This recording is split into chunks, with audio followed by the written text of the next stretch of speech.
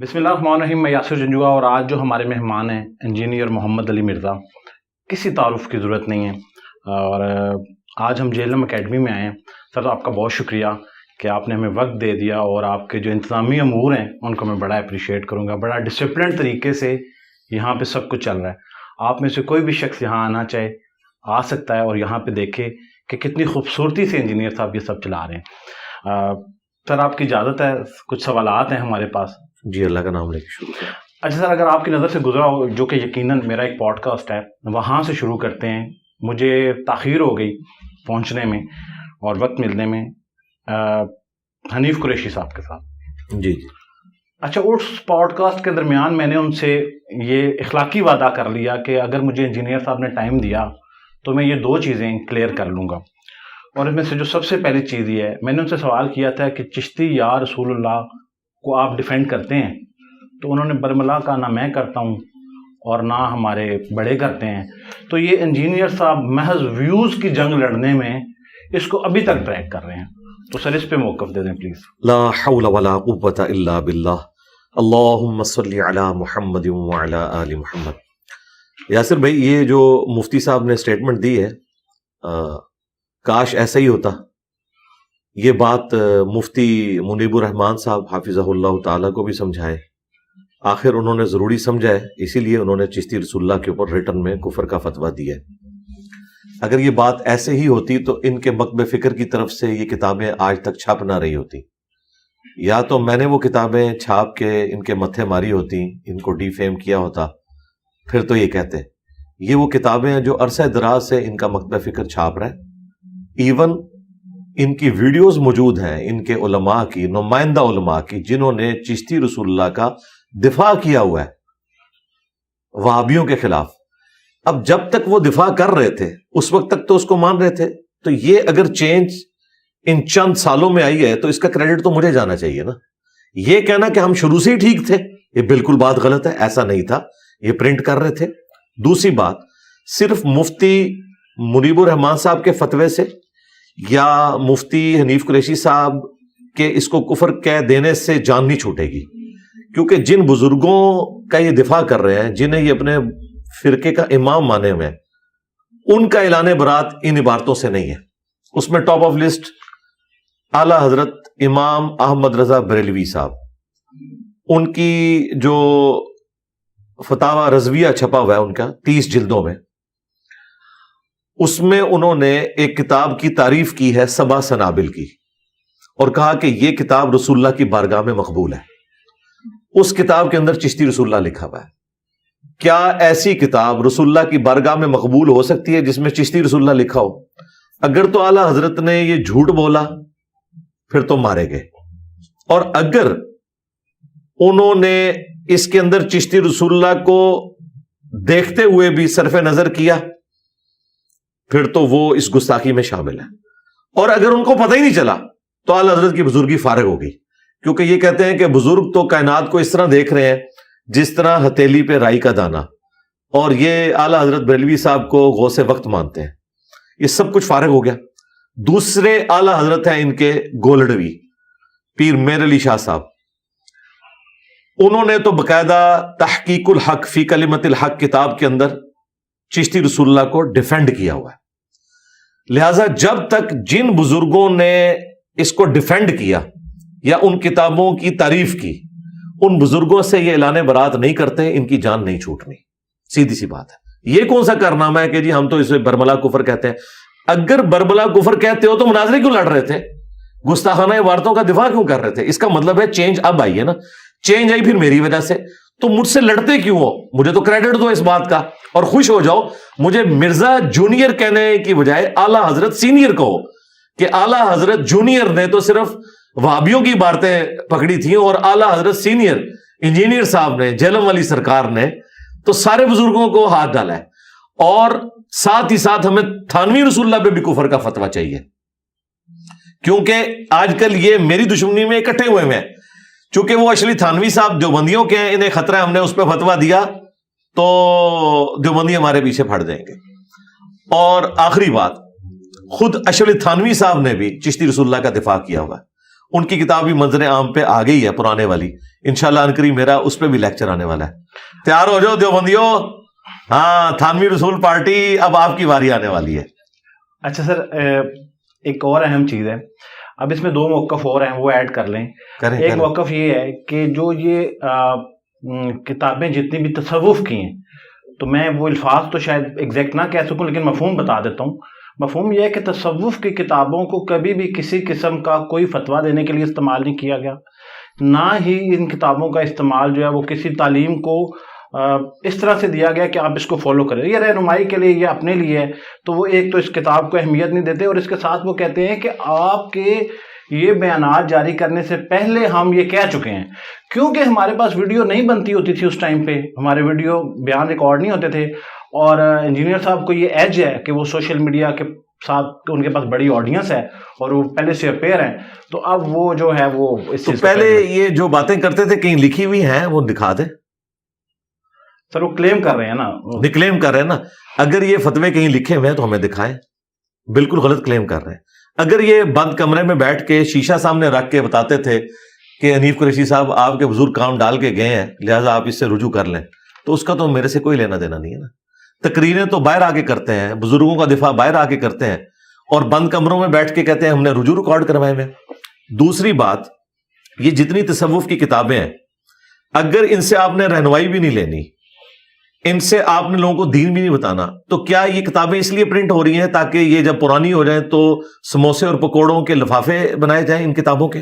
اس کے لیے تو میرے بھائی یہ جو انک ہے نا، یہ تو بڑی صحت کے لیے نقصان دہ ہے. سپریم کورٹ کا فیصلہ آیا ہوا ہے کہ جو یہ انک ہے جس کے ساتھ پرنٹنگ ہوتی ہے اس کے اندر آپ نے کوئی بھی کھانے والی چیز نہیں ڈالنی، خواہ وہ سموسے ہوں پکوڑے ہوں. ایون انہوں نے یہ بھی حکم نامہ جاری کیا کہ آپ روٹی اور نان بھی ایسے کاغذ کے اوپر نہ رکھیں جو اخباری کاغذ ہے یا کوئی کاغذ ایسا ہے جس کے اوپر انک ہے یا پرنٹ ہوا ہوا ہے. تو ان کے بزرگوں کی کتابیں تو اب اس قابل بھی نہیں رہی ہیں کہ ان میں سموسے اور پکوڑے بھی ڈال کے دیے جا سکے. تو یہ پرنٹ کیوں کر رہے ہیں؟ کیا پھر یہ اب اس لیے رہ گئی ہیں کہ یہ جب پرانی ہو جائیں تو ان کو آگ لگا کر تو ہم سردیوں میں ہیٹ حاصل کریں تو بہت مہنگی پڑے گی، کاغذ بہت مہنگا ہو چکا ہے. یہ پرنٹ کیوں ہوتی رہی ہیں؟ اس کی کمائی کون کھاتا رہا ہے؟ اس کے اوپر یہ لوگ کہتے تھے کہ کسی کا اگر کوئی مرشد نہیں ہے تو وہ کشف مجوب پڑھ لے. خادم رضوی صاحب بھی یوں لہراتے تھے ایسے کر کے کہ یہ مرشد ہے، مرشد بنانے والی کتاب ہے. آج اسی کتاب کے اندر رسول اللہ کے اوپر ایک سکینڈل لکھا ہوا ہے اپنی صحابی کی بیوی کے اوپر عاشق ہونے کا، نعوذ باللہ، صحب اور سکر کے چیپٹر میں، اور حضرت داؤد علیہ السلام کے اوپر اپنے صحابی کی بیوی کے اوپر عاشق ہونے کا. اس سے انہوں نے جنید بغدادی کا صحب ثابت کیا ہے اور رسول اللہ پہ جھوٹ باندھ کے بازید بستامی کا سکر ثابت کیا ہے. تو کشف مجوب تو آج تک پرنٹ ہو رہی ہے. یہ جو فتویٰ ان کا ابھی آیا نا وہ بھی صرف چشتی رسول اللہ پہ آیا، وہ بھی ادھورا ہے. باقی ساری عبارتیں اپنی جگہ موجود ہیں، یہ ان کا دفاع کرتے ہیں. لیکن سر اب اگر ہم اسپیسیفکلی مفتی حنیف صاحب کو لے لیں تو وہ تو کہہ رہے ہیں کہ ہم دفاع نہیں کرتے اس کلمے کا، تو پھر اب آپ اپنے ممبر پہ ان کو منسوب کر کے اس سے ذکر کرنا چھوڑ دیں گے؟ نہیں، میں نے تو اپنے جو ریبٹل کیا ہے، جو انہوں نے ڈرامہ بازی کی تھی ایک صحافی کے ساتھ مل کے، اس میں بھی میں نے کہا ہے کہ مفتی صاحب نے خود یہ مانا ہوا ہے کہ اگر یہ بزرگ ہمارے سامنے ہوتے اور یہ کفر بکتے تو ہم ان پہ فتویٰ دیتے. تو مفتی صاحب تو نکل گئے نا. مفتی صاحب سے ہماری ریکویسٹ یہ ہے کہ آپ کو بریلوی مکتب نے ویسے ہی دھدکار دیا ہے. آپ پنڈی کی 1 یا 2 مسجدوں کے علاوہ پوری دنیا میں کسی بریلویوں کی مسجد میں کوئی پروگرام نہیں کر سکتے، ٹھیک ہے؟ تو آپ پھر اس فرقے کا گول کیپر بننا چھوڑ دینا. پھر یہ مفتی حنیف قریشی ورسز انجینئر محمد علی مرزا کی ڈاکٹرن ہے، بریلویت کو بیچ میں کیوں لے کے آ رہے ہیں؟ اپنے آپ کو سنی کیوں ڈکلیئر کر رہے ہیں؟ اس فرقے سے لانے برات کریں. یہ تو اسی طریقے سے ہے کہ ایک قادیانی یہ کہنا شروع کر دے کہ انجینئر صاحب آپ میرے ساتھ اتحاد کر لیں، میں غلام احمد قادیانی کو دجال مانتا ہوں، اس کا جو دعوے پیغمبری ہے وہ جھوٹا ہے، لیکن میں ہے قادیانیوں کا سپورٹر ہوں، ان کی عبادت گاہوں میں نماز بھی پڑھاؤں گا، ان کے جلسوں میں بھی جاؤں گا، لیکن میں غلام احمد قادیانی کو دجال سمجھتا ہوں. تو میں یہ کہوں گا بھائی یہ آپ کس کشتی میں سوار ہیں؟ جائیں انٹرنیشنل عدالت میں ہمارا مقدمہ لے جائیں. اگر آپ یہ کلیم کرتے ہیں یہ تصوف کی کتابیں ساری کی ساری فراڈ ہیں، اس میں الحاقی باتیں ہیں اور یہ سارے کے سارے عقیدے کفری ہیں، تو آپ اعلان برات اپنے استادوں سے کر رہے ہیں. حنیف قریشی صاحب شوکت سیالوی صاحب کے ساتھ 2004 میں اس مناظرے میں پیچھے بیٹھے ہوئے ہیں سکڑے سے نوجوان، کتابیں اٹھائے ہوئے، جس میں یہ لوگ گستاخانہ عبارتوں کا دفاع کر رہے تھے. اس کے بعد 2008 میں انہوں نے طالب الرحمان شاہ صاحب کے سامنے بیٹھ کے، وہ وابیوں کی طرف سے آئے تھے، یہ بریلویوں کی طرف سے، انہوں نے گستاخانہ عبارتوں کا شتیہات کے نام کے اوپر دفاع کیا ہوا ہے. تو ہم ان کی کون سی بات ٹھیک مانے؟ کسی ایک جگہ کھڑے ہوں، جب تک یہ قرآن و سنت کے اس منہج پہ نہیں آ جاتے نا، اس وقت تک ہمارا اختلاف ختم نہیں ہوگا. دو کشتیوں کا سوار نہیں ہونے دیں گے. تو سر اب اگر ہم اس کو سمرائز کر لیں تو کیا آپ کوئی گنجائش ہے کہ اگر مفتی صاحب دوبارہ آپ کے ساتھ بیٹھنا چاہیں تو کوئی موقع بن سکتا ہے اس کا؟ دوبارہ کیا ہے، ایک دفعہ بھی نہیں وہ بیٹھے، دوبارہ تو نہیں. وہ تو انہوں نے تماشا لگایا تھا. اچھا چلیں، اگر ہم وہ آئے تھے، وہ خود نہیں اندر آئے نا سموسے پکوڑوں کے لیے. وہاں انہوں نے کہا تھا، ویڈیو ہم نے چلائی ہے کہ اتوار والے دن وہاں تو کوئی بھی جا سکتا ہے، تو ہم اور نہیں تو سموسے اور پکوڑے اور چائے وہاں کھائیں گے. اور انہی الفاظ کے ساتھ جب ان کو اوپر بلایا گیا، انہوں نے کہا ہم یہاں کوئی سموسے کھانے آئے ہیں، ہم کوئی زیارت کرنے آئے ہیں. تو بھئی آپ کی کون سی بات صحیح مانے؟ پولیٹیکل لیڈرز ہوں یا مذہبی پیشوا ہوں، ان کی دو نمبریاں پہلے چل جاتی تھیں، ایک بات کچھ اور کرتے، دوسری اب ویڈیو ہانٹ کرتی ہے. تو ویڈیو میں موجود تھا سموسے پکوڑوں کے لیے مفتی حنیف قریشی صاحب سے لے کے کوئی بڑے سے بڑا مفتی ہو کسی بھی فرقے کا، وہ سموسے پکوڑے کھانے کے لیے کسی بھی اتوار کو یہاں آ سکتا ہے، آڈینس کے طور پر بیٹھ سکتا ہے، پرچی پہ لکھ کے کوشچن بھی کر سکتا ہے. اگر وہ کہے کہ میں 1 to 1 جس طرح آپ کے ساتھ بیٹھ رہا ہوں اس طرح بیٹھنا، تو اس کے لیے میری ایک ہی شرط ہے کہ جس فرقے سے وہ تعلق رکھتا ہے اس فرقے کے بڑے سے اپنے حق میں ایک ویڈیو بنوائے اور وہ ویڈیو لے کر میرے پاس آئے. انشاءاللہ تعالی ہم اپنے سارے پروگرام کینسل کر کے اس کے ساتھ بیٹھنے کے لیے تیار ہیں. مثلا بریلویوں کے لیے مفتی منیب الرحمان صاحب بڑی پرسنالٹی ہیں، یہ ویڈیو بنا دیں ان کے حق میں. ان کے ایک فرنٹ لائن مجاہد نے کہا کہ جی مفتی منیب الرحمان صاحب سے بھی بڑی شخصیت ہیں حسین الدین شاہ صاحب، انہوں نے انہیں رخصت کیا. بھائی حسین الدین شاہ صاحب تو فارغ ہو چکے ہیں بریلوی سے، وہ تو حسین الدین شاہ صاحب کے مدرسے کو باقی سارے بریلوی کہہ رہے ہیں جامعہ رافضیہ. حنیف قریشی سے زیادہ وہ اس سے نفرت کرتے ہیں جس نے حنیف قریشی کو پناہ دی ہوئی ہے. حسین الدین شاہ از نو مور سرپرست اعلیٰ، وہ صرف کاغذی کارروائی میں ہے. ان کو بریلویوں کے بڑوں نے ریجیکٹ کر دیا ہوا ہے، جس کا ثبوت یہ ہے کہ ڈاکٹر اشرف آصف جلالی نے باقاعدہ ان کو کہا یہ جامعہ رافضی ہے. تو سر منیب الرحمان مفتی صاحب نے ایک محفل میں ڈائز پہ کھڑے ہو کے ان کو مخاطب کرتے بہت پرانی بات ہے، آپ کروائیں، پرانی بات ہے. ان کی ان حرکتوں کی وجہ سے انہوں نے ریجیکٹ کر دیا ان کو. انہوں نے اعلان کیا ہے؟ جی اعلان میں آپ کو بتا دوں. اعلان اس طرح ہے کہ وہ ڈاکٹر اشرف آصف جلالی صاحب کی تو تیمارداری کرنے کے لیے گئے ہیں، لیکن ان کے خلاف بیان انہوں نے جاری کر دیا. انہوں نے کہا ایک اکیلا بندہ گیا جیلوں، اکیلے ہی ریس میں دوڑا ہے، اس نے اپنے آپ کو فاتح بھی ڈکلیئر کر دیا ہے. اس طرح مناظرے ہوتے ہیں، مناظرے کا موضوع ہوتا ہے. مفتی منیب صاحب کی باقاعدہ ویڈیو آئی ہے حنیف قریشی صاحب کے بارے میں. لیکن سر حسین الدین شاہ صاحب کیا وہ حسین الدین شاہ صاحب کو ڈس آن کرتے ہیں نا، کیونکہ وہ ان کے ساتھ کھڑے ہوئے ہیں نا جلالی پارٹی کے ساتھ. تو جلالی پارٹی کی ویڈیوز موجود ہیں جو 26 دسمبر کا مناظرے کا چیلنج دے رہے تھے نعمانی صاحب، انہوں نے اپنی ویڈیوز میں کہا ہوا ہے کہ یہ حسین الدین شاہ نے اس کو پناہ دی ہوئی ہے اور یہ جامعہ رافضیہ کا بانی ہے. حسین الدین شاہ کو نہیں مانتے، وہ فارغ کر دیا انہوں نے. اچھا سر، یہ جو مقدمہ ہے تمام فرقے سے تعلق رکھنے والے لوگ جو ہیں، میں کل حسن الیاری کو بھی سن رہا تھا، یقیناً آپ بھی کبھی سنا ہوگا، بلکہ آپ کے بہت ساری ویڈیوز بھی ہیں. تو وہ کہتے ہیں کہ مجھے 2 دفعہ دعوت آئی اور میں تو ڈیجیٹل میڈیم کے اوپر بات کرنا چاہتا ہوں، میرے تو وہ تمام چیزیں پوری ہوتی ہیں. پہلے ایک دفعہ مجھے اس کی حقیقت کا نہیں پتا وہ سچ کہہ رہے ہیں یا نہیں کہہ رہے، لیکن میں ان کا موقف دے رہا ہوں. وہ کہتے ہیں کہ جی مجھے پہلے انہوں نے ای میل پہ کانٹیکٹ کیا اور کہا کہ آپ آئیں اور میرے ساتھ مناظرہ کریں، اور اس کے بعد جب بات ہوئی تو انہوں نے کہا نہیں کرنا، اور پھر دوبارہ انہوں نے یہ کہا کہ آپ علامہ ساجد صاحب سے لکھوا کے لے آئیں، اور پھر دوسری شرط یہ بھی رکھی کہ کیونکہ آپ کے سبسکرائبر کم ہیں.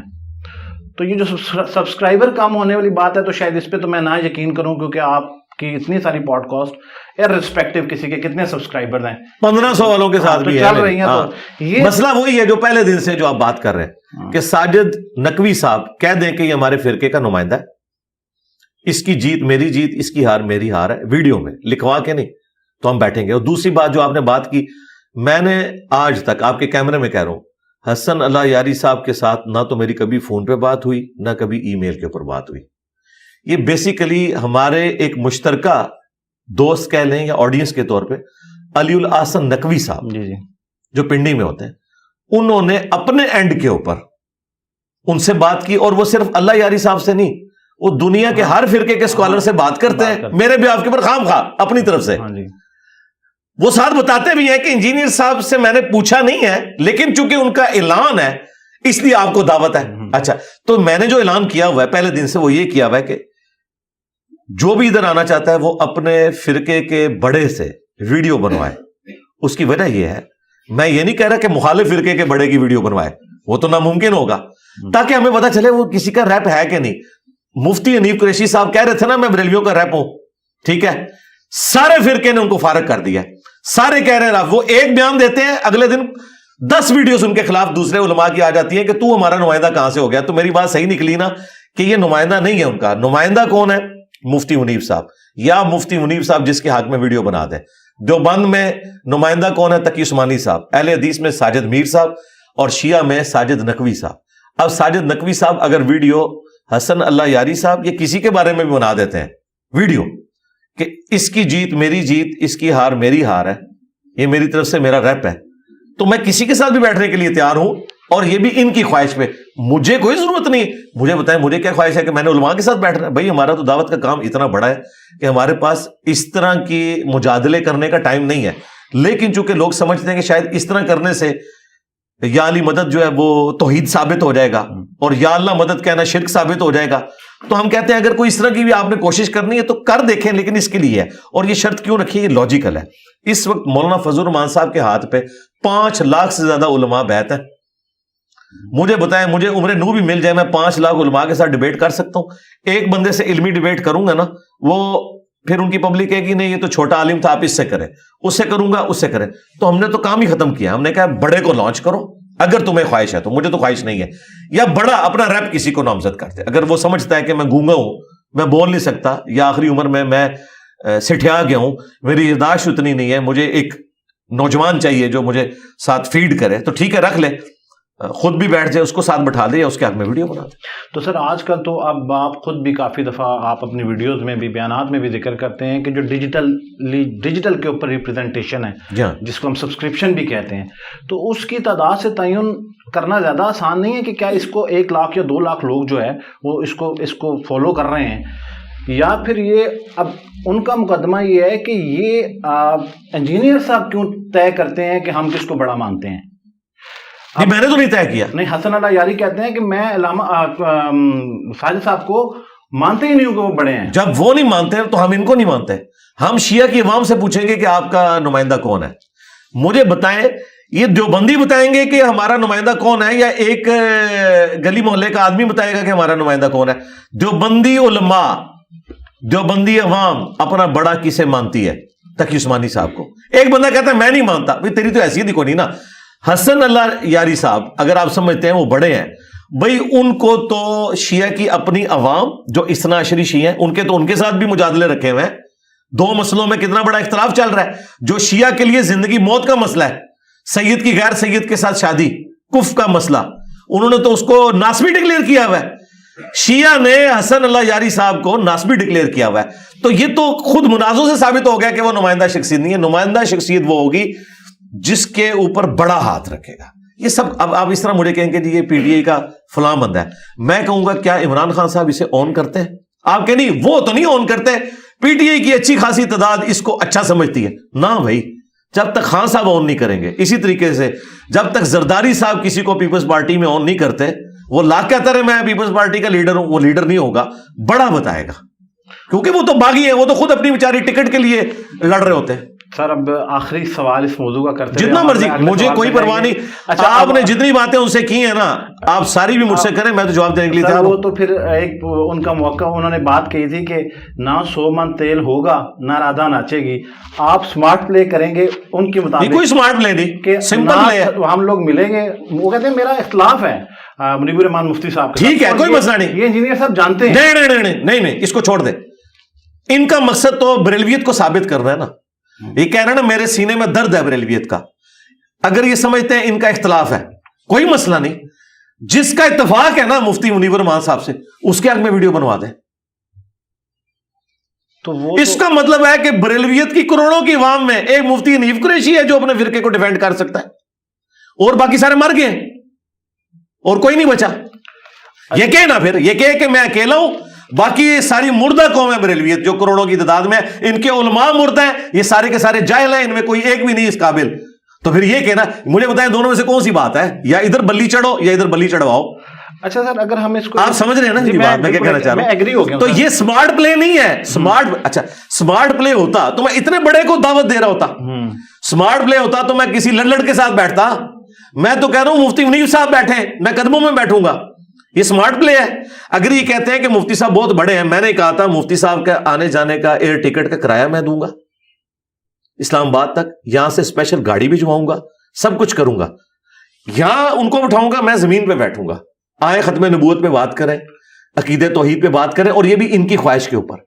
تو یہ نہیں، اگر وہ نہیں آ سکتے کوئی مسئلہ نہیں یار. دیکھیں پاکستان میں 12 سے 15 کروڑ بریلوی ہیں، ان میں ملینز آف علماء ہیں. ساروں سے مفتی منیب صاحب کا اختلاف ہے؟ نہیں، ایسا نہیں ہے. اصل میں یہ تفرد کا شکار ہے، ان کو کوئی اور نہیں کرتا. ان کے سوا جتنے بھی علماء ہیں سارے مفتی منیب کو اپنا بڑا مانتے ہیں، اور مفتی منیب ان کو آن کرتے ہیں. وہ تو جلالی صاحب کی تیمارداری کے لیے آئے ہیں، تو مفتی منیب صاحب چلیں جلالی صاحب کو نامینیٹ کر دیں اپنی طرف سے، ٹھیک ہے. اور میں آپ کو اگلی بات بتاؤں، مفتی صاحب کے پاس لوگ گئے ہیں، انہوں نے ان کیمرہ یعنی کیمرے سے ہٹ کے یہ بات کی ہے، یار اب آخری عمر میں میرے سے یہ کیا کام کروانا چاہتے ہو؟ وہ چاہتے ہیں کہ میں 80+ ہو چکا ہوں، عزت کے ساتھ دنیا سے چلا جاؤں، جاتے جاتے میں کوئی خاری نہ کاٹ لوں، نہ میں کسی ایسے بندے کو نامینیٹ کروں کہ جس سے میرے فرقے کی خاری ہو جائے. ورنہ دیکھیں اگر ان پہ اتنا برا وقت آیا ہے، میرے خلاف وہ دنیا اخبار میں کتنے مضامین لکھ چکے ہیں، کتنے مضامین، پوری سیریل لکھی ہے انہوں نے. ایک یعنی نوجوان اور اس طریقے نام لیے بغیر وہ ساری کی ساری وہ میری باتیں ہیں، بزرگوں کی، یہ کرتا ہے وہ کرتا ہے. یار اتنا مشکل وقت آیا ہے، تو اس موقع پہ ویسے تو مجھے کہتے ہیں مرزا جونیئر، مجھے بتائیں جب غلام احمد قادیانی دجال نکلا تھا تو اس کے مقابلے پہ پیر میر علی شاہ صاحب آئے تھے. انہوں نے اپنا کوئی بچونگڑا لانچ نہیں کیا تھا، اس وقت ان سے بڑا کوئی نہیں تھا، ٹھیک ہے. اور ان کے پیر افضل قادری صاحب تو کہتے ہیں کہ یہ غلام احمد قادیانی دجال سے بھی بڑا فتنہ ہے. اور میں بالکل سیکنڈ کرتا ہوں، میں ان کے فرقے کے لیے اس سے بڑا فتنہ ہوں، آزمائش ہوں. کیونکہ غلام احمد قادیانی دجال تو 2 نمبر انسان تھا، بےایمانی کرتا تھا، اور وہ صوفیوں کی پروڈکٹ تھا. میں قرآن و سنت کو فالو کرنے والا ہوں، واقعی میں ان کے لیے بہت بڑی آزمائش ہوں، کیونکہ میں ہر چیز قرآن و سنت سے ثابت کرتا ہوں. پلس ان کے بزرگوں نے جو جو گستاخیاں کی ہیں رسول اللہ کی شان میں اور ختم نبوت کے اوپر ڈاکے مارے ہیں، میں انہیں بھی ننگا کرتا ہوں، غلام احمد قادیانی دجال کو بھی ننگا کرتا ہوں. تو اس وقت مشکل وقت آیا نا، پیر میر علی شاہ صاحب نکلے تھے نا، چھپ تو نہیں گئے تھے، اپنے بچے تو لانچ نہیں کر رہے تھے نا، یہ مثالیں ان کی دیتے ہیں. تو بھائی پیر میر علی شاہ صاحب کے مقابلے پہ اس وقت اس لیول پہ اس وقت کے جو علماء ہیں وہ مفتی حنیف قریشی صاحب نہیں ہیں، وہ مفتی منیب الرحمان صاحب. اچھا، منیب الرحمان مفتی صاحب ان کے مطابق کہتے ہیں کہ انجینئر صاحب جو ہے وہ ان کا علمی قد اتنا چھوٹا ہے میرے سے کہ میں وہ ان سے مناظرہ نہیں کرنا چاہتے. کن سے؟ آپ سے نہیں، انہوں نے کہیں ویڈیو میں نہیں کہا، کہیں کہا تو دکھا دیں. نہیں، ان کا موقف یہ ہے کہ جیسے آپ انہیں کہتے ہیں وہ چھوٹو ہیں، تو وہ کہتے ہیں کہ جو منیب، تو ٹھیک ہے مفتی منیب صاحب نہ کریں، مفتی منیب صاحب یہ کہہ دیں، پھر تو میں سافٹ ٹارگیٹ ہوں نا. وہ میرا علمی کا تو اتنا چھوٹا ہے، تو وہ بڑے اعتماد سے کسی کے حق میں ویڈیو بنا دیں کہ یہ جو ہے نا عالم کراچی کا، یہ میری طرف سے جا رہا ہے، انجینئر تو چھوٹا تھا، میں نے دیکھ تیرے مقابلے کا ایک چھوٹا بھیج دیا، اس کی جیت میری جیت، یہی تجھے ہرا لے گا وہاں جا کے، اور اس کی ہار میری ہار ہے. بنا دیں ویڈیو، میں تیار بیٹھا ہوں. اور یہ بھی ان کی خواہش پہ، کیونکہ یہ میرے کلپ کاٹتے ہیں اور یہ کہتے ہیں میں ان کو چیلنج کرتا ہوں. واللہ باللہ تاللہ آج تک میں نے ان کو چیلنج نہیں کیا. یہ کہتے ہیں کہ بیٹھ اگر سچا ہے، تو پھر میں اس کے جواب میں کہتا ہوں کہ پھر اس کی نارمز یہ ہوں گے، اس کے جو ہیں وہ TORs یہ ہوں گے بیٹھنے کے. اور سمپل ہے یہ، آپ دنیا کی کسی عدالت میں چلے جائیں ایسا ہی ہوتا ہے. اور خود دیکھیں ابھی حنیف قریشی صاحب پہ جب خود برا وقت آیا تو یہ کیوں کہہ رہا ہے کہ جی وہ اشرف جلالی کو میرے ساتھ بٹھاؤ، اس کے شاگرد کے ساتھ نہیں میں نے بیٹھنا. بس نکل گئی ہوا، وہی ساری باتیں جو میں کرتا تھا نا وہ ساری شرائط یہ بھی رکھ رہا ہے. اللہ یاری صاحب کے بارے میں مفتی حنیف صاحب سے جب اویس ربانی صاحب نے پوچھا ہے، انہوں نے کہا احسان اللہ یاری تو نمائندہ ہے ہی نہیں اپنے فرقے کا، اس کو تو اپنے لوگوں نے فارغ کیا ہوا ہے، تجھے نہیں اپنے لوگوں نے فارغ کیا ہوا. وہ ساری باتیں جو میں کہتا ہوں ایک ایک کر کے مانا ہے یہ بندہ ویڈیوز میں، اور یہ میری کرامت ظاہر ہوئی ہے کہ مرنے سے پہلے یہ ایکسپوز ہو گیا لوگوں کے سامنے. جو یہ باتیں کرتا تھا نا یہ فضول ہے، وہی ساری باتیں جو یہ خود کر رہا ہے. اچھا سر، اب یہ آپ سے گفتگو کے دوران میرے ذہن میں ایک سوال نے جنم لیا ہے کہ جیسے یہ بڑا مشکل کام ہے کہ ان کا اجماع ہونا، تمام لوگوں کا ملنا اور پھر کسی ایک بندے کو نامینیٹ کرنا، یہ ممکنات میں سے نظر نہیں آ رہا، کیونکہ بے شمار فرقوں پہ بے شمار لوگوں کو آپ نے کہا ہے کہ آپ جو نام ابھی آپ نے لیے ان سے لکھوا لیں یا ویڈیو بنوا لیں. یار اکٹھے ہیں نا یار، مفتی منیب الرحمان صاحب انڈیویجول ہیں. آپ مجھے یہ کہہ رہے ہیں کہ بڑا مشکل ہے کہ ہم ڈھونڈیں کہ چیئرمین پی ٹی آئی کون ہے. یار چیئرمین پی ٹی آئی، بانی پی ٹی آئی ایک ہی ہے، عمران خان. آپ کیوں کہہ رہے ہیں بے شمار ہے؟ یار آپ کہہ رہے ہیں بڑا مشکل ہے کہ نون لیگ کا بڑا ڈھونڈے. نون لیگ کا بڑا ایک ہی ہے، نواز شریف صاحب. اس طریقے سے بریلویوں کا بڑا ایک ہی ہے. لیکن سر جو یہ بڑا ہے جس کو آپ ذکر کر رہے ہیں، اس کو تمام لوگوں نے ایکسپٹ بھی کیا ہے. جی کیا ہوا ہے. اب حسن اللہ یاری صاحب تو کہتے ہیں کہ میں مانتا ہی نہیں. یار ادھر آ جائے نا، آپ پھر ادھر چلے جاتے ہیں. جو بات شروع ہوئی ہے نا ان کی بات کریں. حسن اللہ یاری صاحب پھر اپنا کوئی نیا فرقہ ڈکلیئر کریں نا، چھوڑ دیں نا. ان کو تو نیگلیکٹ کر دیا نا ان کے فرقے کے لوگوں نے. یہ تو اپنے آپ کو بریلوی کہہ رہے ہیں نا، اور بریلویوں کا بڑا یہ خود بھی مان ہے. حسن اللہ یاری تو کہہ رہا ہے ساجد نقوی میرے مقابلے میں کچھ نہیں ہے، اپنے آپ کو وہ کہتا ہے. لیکن مفتی حنیف قریشی صاحب تو یہ نہیں کہتے کہ مفتی منیب میرے مقابلے پہ کچھ نہیں ہے. تو ان کیے ہوئے نا، یہ بات نہ کریں. یہ دو ڈیفرنٹ باتیں ہیں. اس طریقے سے کون سا دیوبندی ہے عالم جو کہ میں تقی عثمانی کو اپنے سے بڑا نہیں مانتا ہوں؟ تو بڑے تو ڈیفائن ہے. اچھا سر، اگر ایک شخص جیسے آج آپ بات کر رہے تھے، اور یہ بڑی اچھی چیز ہے کہ جو نان مسلم ہے اس کی طرف بھی آپ کی دعوت جانا شروع ہو گئی ہے، ویڈیوز کے تھرو بھی، اور باقی چیزیں بھی آپ بتا رہے تھے. تو اب اگر کوئی نان مسلم سر میرے سے یہ سوال کر لیتا ہے، میں ابھی اس گفتگو کے دوران، کہ یار میں اسلام کی دعوت لینا چاہتا ہوں، لیکن میں اس شخص سے لوں گا جس کو آپ کے تمام فرقوں کا جس بندے کے اوپر اتفاق ہوگا، تو میرے لیے تو بڑا مشکل ہو جائے گا کسی ایک کو نامینیٹ کرنا. تو ہم اس دعوت کو فضول سمجھتے ہیں؟ ہم تو اس طرح کی دعوت پیش ہی نہیں کرتے. ہم تو پہلے اسے کہیں گے کہ تو نے کسی بھی فرقے کو فالو نہیں کرنا، تو نے وہ فالو کرنا ہے جو قرآن و سنت میں لکھا ہوا ہے. ہم تو اسے یہ دعوت دیں گے. اچھا، ہم تو اسی کے تو خلاف ہیں. ہم تو یہ کہہ رہے ہیں اللہ کا شکر ہے سعودی حکومت آئی ہے، ورنہ 1517 سے لے کے 1917 تک 400 سال تک گریٹ آٹومانم امپائر جسے کہتے ہیں یہ لوگ، سلطنت عثمانیہ، اس نے 4 مسلح کعبے کے اندر ڈالے ہوئے تھے. اس وقت جو گورا مسلمان ہو کے کعبے میں پہنچتا ہوگا تو وہ نہیں پوچھتا ہوگا یار میں کس امام کے پیچھے نماز پڑھوں. اللہ تعالیٰ نے ان کی کمر توڑی، سعودی حکومت آئی، انہوں نے 4 مسلح اڑوا دیے. اب ایک امام وہاں کھڑا ہوتا ہے. ہم تو خود اسی کے تو خلاف کھڑے ہوئے ہیں. یہ اسلام کی بدنامی کروا رہے ہیں، یہ غیر مسلموں کو اسلام کی طرف آنے نہیں دے رہے. ہم غیر مسلم کو کہیں گے آپ کے پاس کوئی نان مسلم آتا ہے کہ جی میں اسلام کو اسٹڈی کرنا چاہتا ہوں، جی تو آپ اسے کہیں گے یہ میری کتاب ہے قرآن پڑھو. ہم یہی کہتے ہیں. ہم علماء کے ساتھ تو جوڑیں گے نہیں. ہم کہیں گے کہ جس شخص کی تعلیمات ہیں ہم تک پہنچی ہوئی، اس کی قبر مدینے میں ہے. زندہ کسی بندے کو لینا ہے تو یہ ہمیں بتایا ہی نہیں ہمارے پیغمبر نے. ہمارے پیغمبر نے کب بتایا ہے کہ حجۃ الوداع کے موقع پر کہ میری وفات کے 1400 سال بعد مفتی تقی عثمانی صاحب آئیں گے، ان کا دامن کرم تھام لینا، تم کبھی گمراہ نہیں ہوگے. ہمارے نبی تو بتا کے گئے قرآن و سنت، قرآن اور اہل بیت. تو نبی الاسلام تو اعلان برات کر گئے ہوئے ان سے ویسے ہی.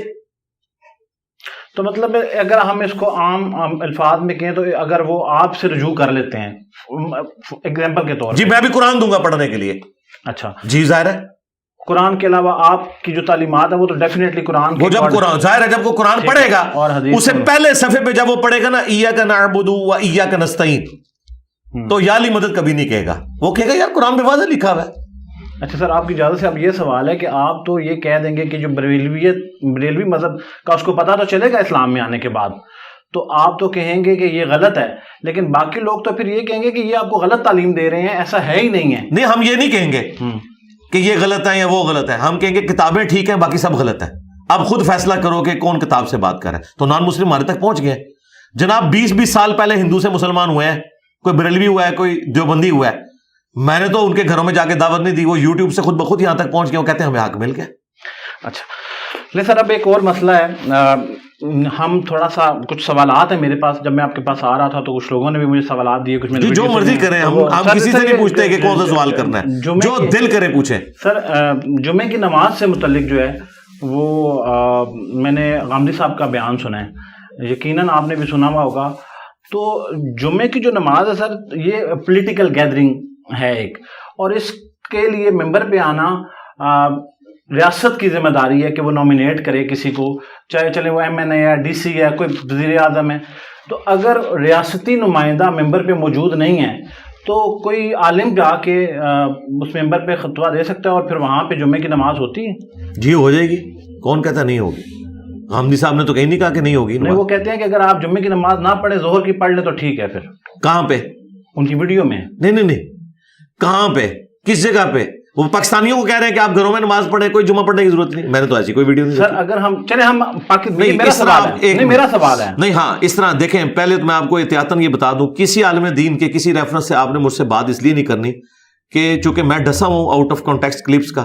آپ مجھ سے ان پرنسپل مسئلہ پوچھیں، مجھ سے شرعی مسئلہ پوچھیں. اگر پاکستان کی بات کرتے ہیں جی تو پاکستان میں جو جمعہ کی نماز ہو رہی ہے اور ریاست اگر اس میں پارٹیسپیٹ نہیں کر رہی تو اس کو ہم جمعے کی نماز پڑھیں گے تو وہ جمعے کی نماز کنسیڈر ہوگی؟ جی بالکل ہو جائے گی. اچھا اس میں کوئی ہاں جی، کیونکہ جب آپ کہیں گے نا کہ ریاست پارٹیسپیٹ کرے تو ہو سکتا ہے ہم ریاست کے ساتھ بھی اختلاف رائے رکھتے ہوں، تو اس کی وجہ سے کیا ہم جمعہ پڑھنا چھوڑ دیں گے؟ جمعے کی نماز تو پڑھیں گے. ایون میں آپ کو سب سے بڑی مثال دیتا ہوں، صحیح بخاری میں 695 نمبر حدیث ہے. سیدنا عثمان جب محصور ہو گئے، ان سے بڑا تو خلیفہ راشد نہیں تھا نا، 4 ٹاپ کے بندوں میں آتے ہیں نا وہ، ان سے بڑا کوئی حکمران نہیں تھا. انہیں باغیوں نے، بلوائیوں نے محصور کر دیا اپنے گھر میں اور مسجد نبوی کے اوپر قبضہ کر لیا. بخاری کے الفاظ ہیں، کچھ اصحاب حاضر ہوئے، انہوں نے کہا ہمارے امام تو آپ ہیں، پولیٹیکل امام بھی اور دین کے امام بھی. مسجد میں فتنے کے امام کا قبضہ ہے، وہ ہمیں نمازیں پڑھا رہے ہیں، ہمیں خطرہ ہے کہ ان کے پیچھے نماز پڑھی تو ہم گنہگار ہو جائیں گے. حضرت عثمان نے کہا کہ نمازیں انہی کے پیچھے پڑھو. ہاں آپ کو جواب مل گیا. غامدی صاحب تو صرف ایسے کر کے نا ستی بات کر کے سائڈ پہ ہو جاتے ہیں. میں ایک ریفرنس دیتا ہوں، یہ فرق ہے. اب آگے چلیں، میں بات پوری کروں گا. ان کا نماز ان کے پیچھے پڑھو. نماز مسلمانوں میں ایک اجتماعی نیکی کا کام ہے. نماز ان کے پیچھے پڑھو، برائی میں ان سے الگ رہو. اچھا یہ تو ہوگی عام نماز کا حکم. آپ کو ایک ایک جمعے کا. جی الموطا امام مالک میں موجود ہے کہ جب حضرت عثمان غنی رضی اللہ تعالیٰ عنہ معصور ہو گئے، اسی دوران جب عید کی نماز کا وقت آیا تو پھر اختلاف کھڑا ہو گیا کہ کیا ہوگا. تو وہ جو مخالفین تھے نا، انہوں نے کہا کہ ہم ایک بندے کے اوپر ایگری ہیں، وہ علی ابن ابی طالب ہے، اگر وہ نماز پڑھائے تو ٹھیک ہے، اس کے علاوہ ہم کسی کو نہیں قبول کریں گے. تو حضرت علی کے پیچھے حضرت عثمان کے حامیوں نے بھی نماز پڑھی عید کی، مخالفین نے بھی پڑھی.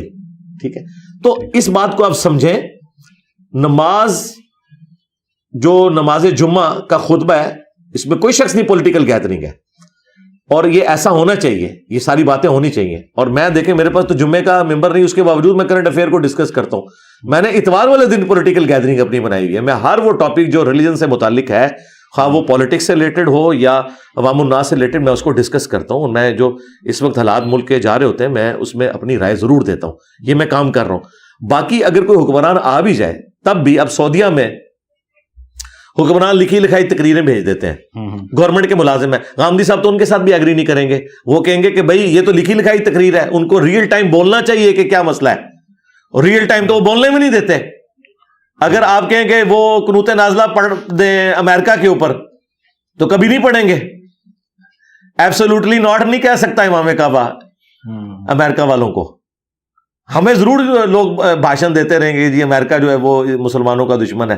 تو اگر پولیٹیکل گیدرنگز ہوں بھی تب بھی جو حاکم وقت بیٹھا ہوا ہے وہ تو ہو سکتا ہے اسلام کے خلاف ہی پالیٹکس کر رہا ہو. میرا خیال ہے کہ جو ممبر کا تقاضا ہے وہ یہ ہے کہ وہ پولیٹیکل گیدرنگ میں پھر وہ یہ پرواہ نہ کرے کہ حاکم وقت کون ہے. جو حق بات ہے وہ کرے. جو غامدی صاحب کر رہے ہیں سلوٹ کرتا ہوں میں ان کو. وہ ہر ٹاپک کے اوپر دلیری سے بولتے ہیں، خواہ وہ جبری گمشدگی کا مسئلہ ہو، خواہ وہ اسٹیبلشمنٹ کا پولیٹکس میں لچ فرائی کرنا ہو، وہ ہر بات کے اوپر دلیری سے بولتے ہیں. وہ حق ادا کر رہے ہیں، ممبر پر نہ ہوتے ہوئے بھی وہ کام کر رہے ہیں جو علماء کے کرنے کا کام ہے. میں سلوٹ کرتا ہوں ان کی دلیری کو. تو میں سر یہ کنکلوڈ کر سکتا ہوں آپ کے آنسر کو کہ آپ اس کو سپورٹ کرتے ہیں کہ ریاستی نمائندہ ہونا چاہیے؟ جی ہونا چاہیے. لیکن اگر اب نہیں ہے تو یہ کردار جو ہے وہ پھر ظاہر ہے. میں تو یہ بھی کہتا ہوں کہ امام مسجد کی تنخواہ عوام کے چندوں سے نہیں جانی چاہیے. گورنمنٹ کا کام ہے کہ اسے تنخواہ دے، لیکن چونکہ گورنمنٹ نے بیت المال والا کو اپنا سسٹم نہیں بنایا ہوا، تو کیا جو امام مسجد ہے اسے ہم بھوکا مرنے دیں؟ ہم اس کی رہائش کا بھی بندوبست کریں گے، اس کے کھانے پینے کا بندوبست. تنقید بھی تو کرتے ہیں سر. چندوں کے غلط استعمال پہ میں تنقید کرتا ہوں. میں یہ کہتا ہوں کہ اگر ایک امام مسجد کی تنخواہ 25,000 ہے ڈکلیئرڈ اور وہ 25,000 لے رہا ہے، میں اس سے پوچھوں گا تو نے گاڑی کہاں سے رکھی ہوئی ہے، اور وہ کہ میں چندے میں سے چوری کرتا ہوں، میں کہتا ہوں چوری نہ کر، آفیشیل اپنی تنخواہ 50,000 کروا لے. اور اگر نہیں کروا سکتا امامت چھوڑ دے، کوئی اور کام کر. یورپ اور امریکہ میں کتنی مساجد ہیں جن میں جو جمعے کے خطبے دینے والے لوگ ہیں نا وہ پی ایچ ڈیز ہیں, پروفیسرز ہیں, بڑی بڑی جابز کر رہے ہیں, وہ پیرلل میں صرف ثواب کے لیے جمعہ پڑھاتے ہیں, تنخواہیں نہیں لیتے جمعوں کی. تو پاکستان میں نہیں ہو سکتا اس طرح.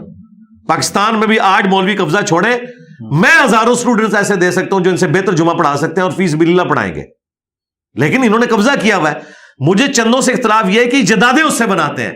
یہ چندے سے جو ڈکلیئرڈ تنخواہیں وہ لیں, یعنی اٹامک انرجی کے ادارے میں, فوج کے اداروں میں بھی تنخواہ ڈکلیئرڈ ہے 1.5 لاکھ, لیکن اس میجر کا یا ہمارے ادارے میں آ جائے تو جنرل مینیجر کا لیونگ سٹینڈرڈ جو ہے وہ جنرل سے بھی اوپر ہے. تو میں پوچھوں گا بھائی تیرے پاس پیسہ کہاں سے آ گیا, اور پتہ چلے وہ گھپلے کر رہا ہے, تو میں اسے کہوں گا, وہ آگے سے کہنا شروع کر دے جی آپ تنخواہ کوئی جائز نہیں سمجھتے فوجی آفیسر کی یا اٹامک انرجی کے ملازم کی. میں کہوں گا یار تنخواہ کی نہیں بات کر رہا, جتنی تنخواہ ہے اتنا ہی لیونگ سٹینڈرڈ رکھنا, اوپر کا پیسہ تو نے کہاں سے نکالا ہے, تو وہ کہ میں نے چوری کیا ہے یا میں نے فلاں جگہ کمیشن کھایا ہے. تو اسی طرح کے کمیشن مولوی بھی کھا رہے ہوتے ہیں, میں ان کمیشنز کے خلاف.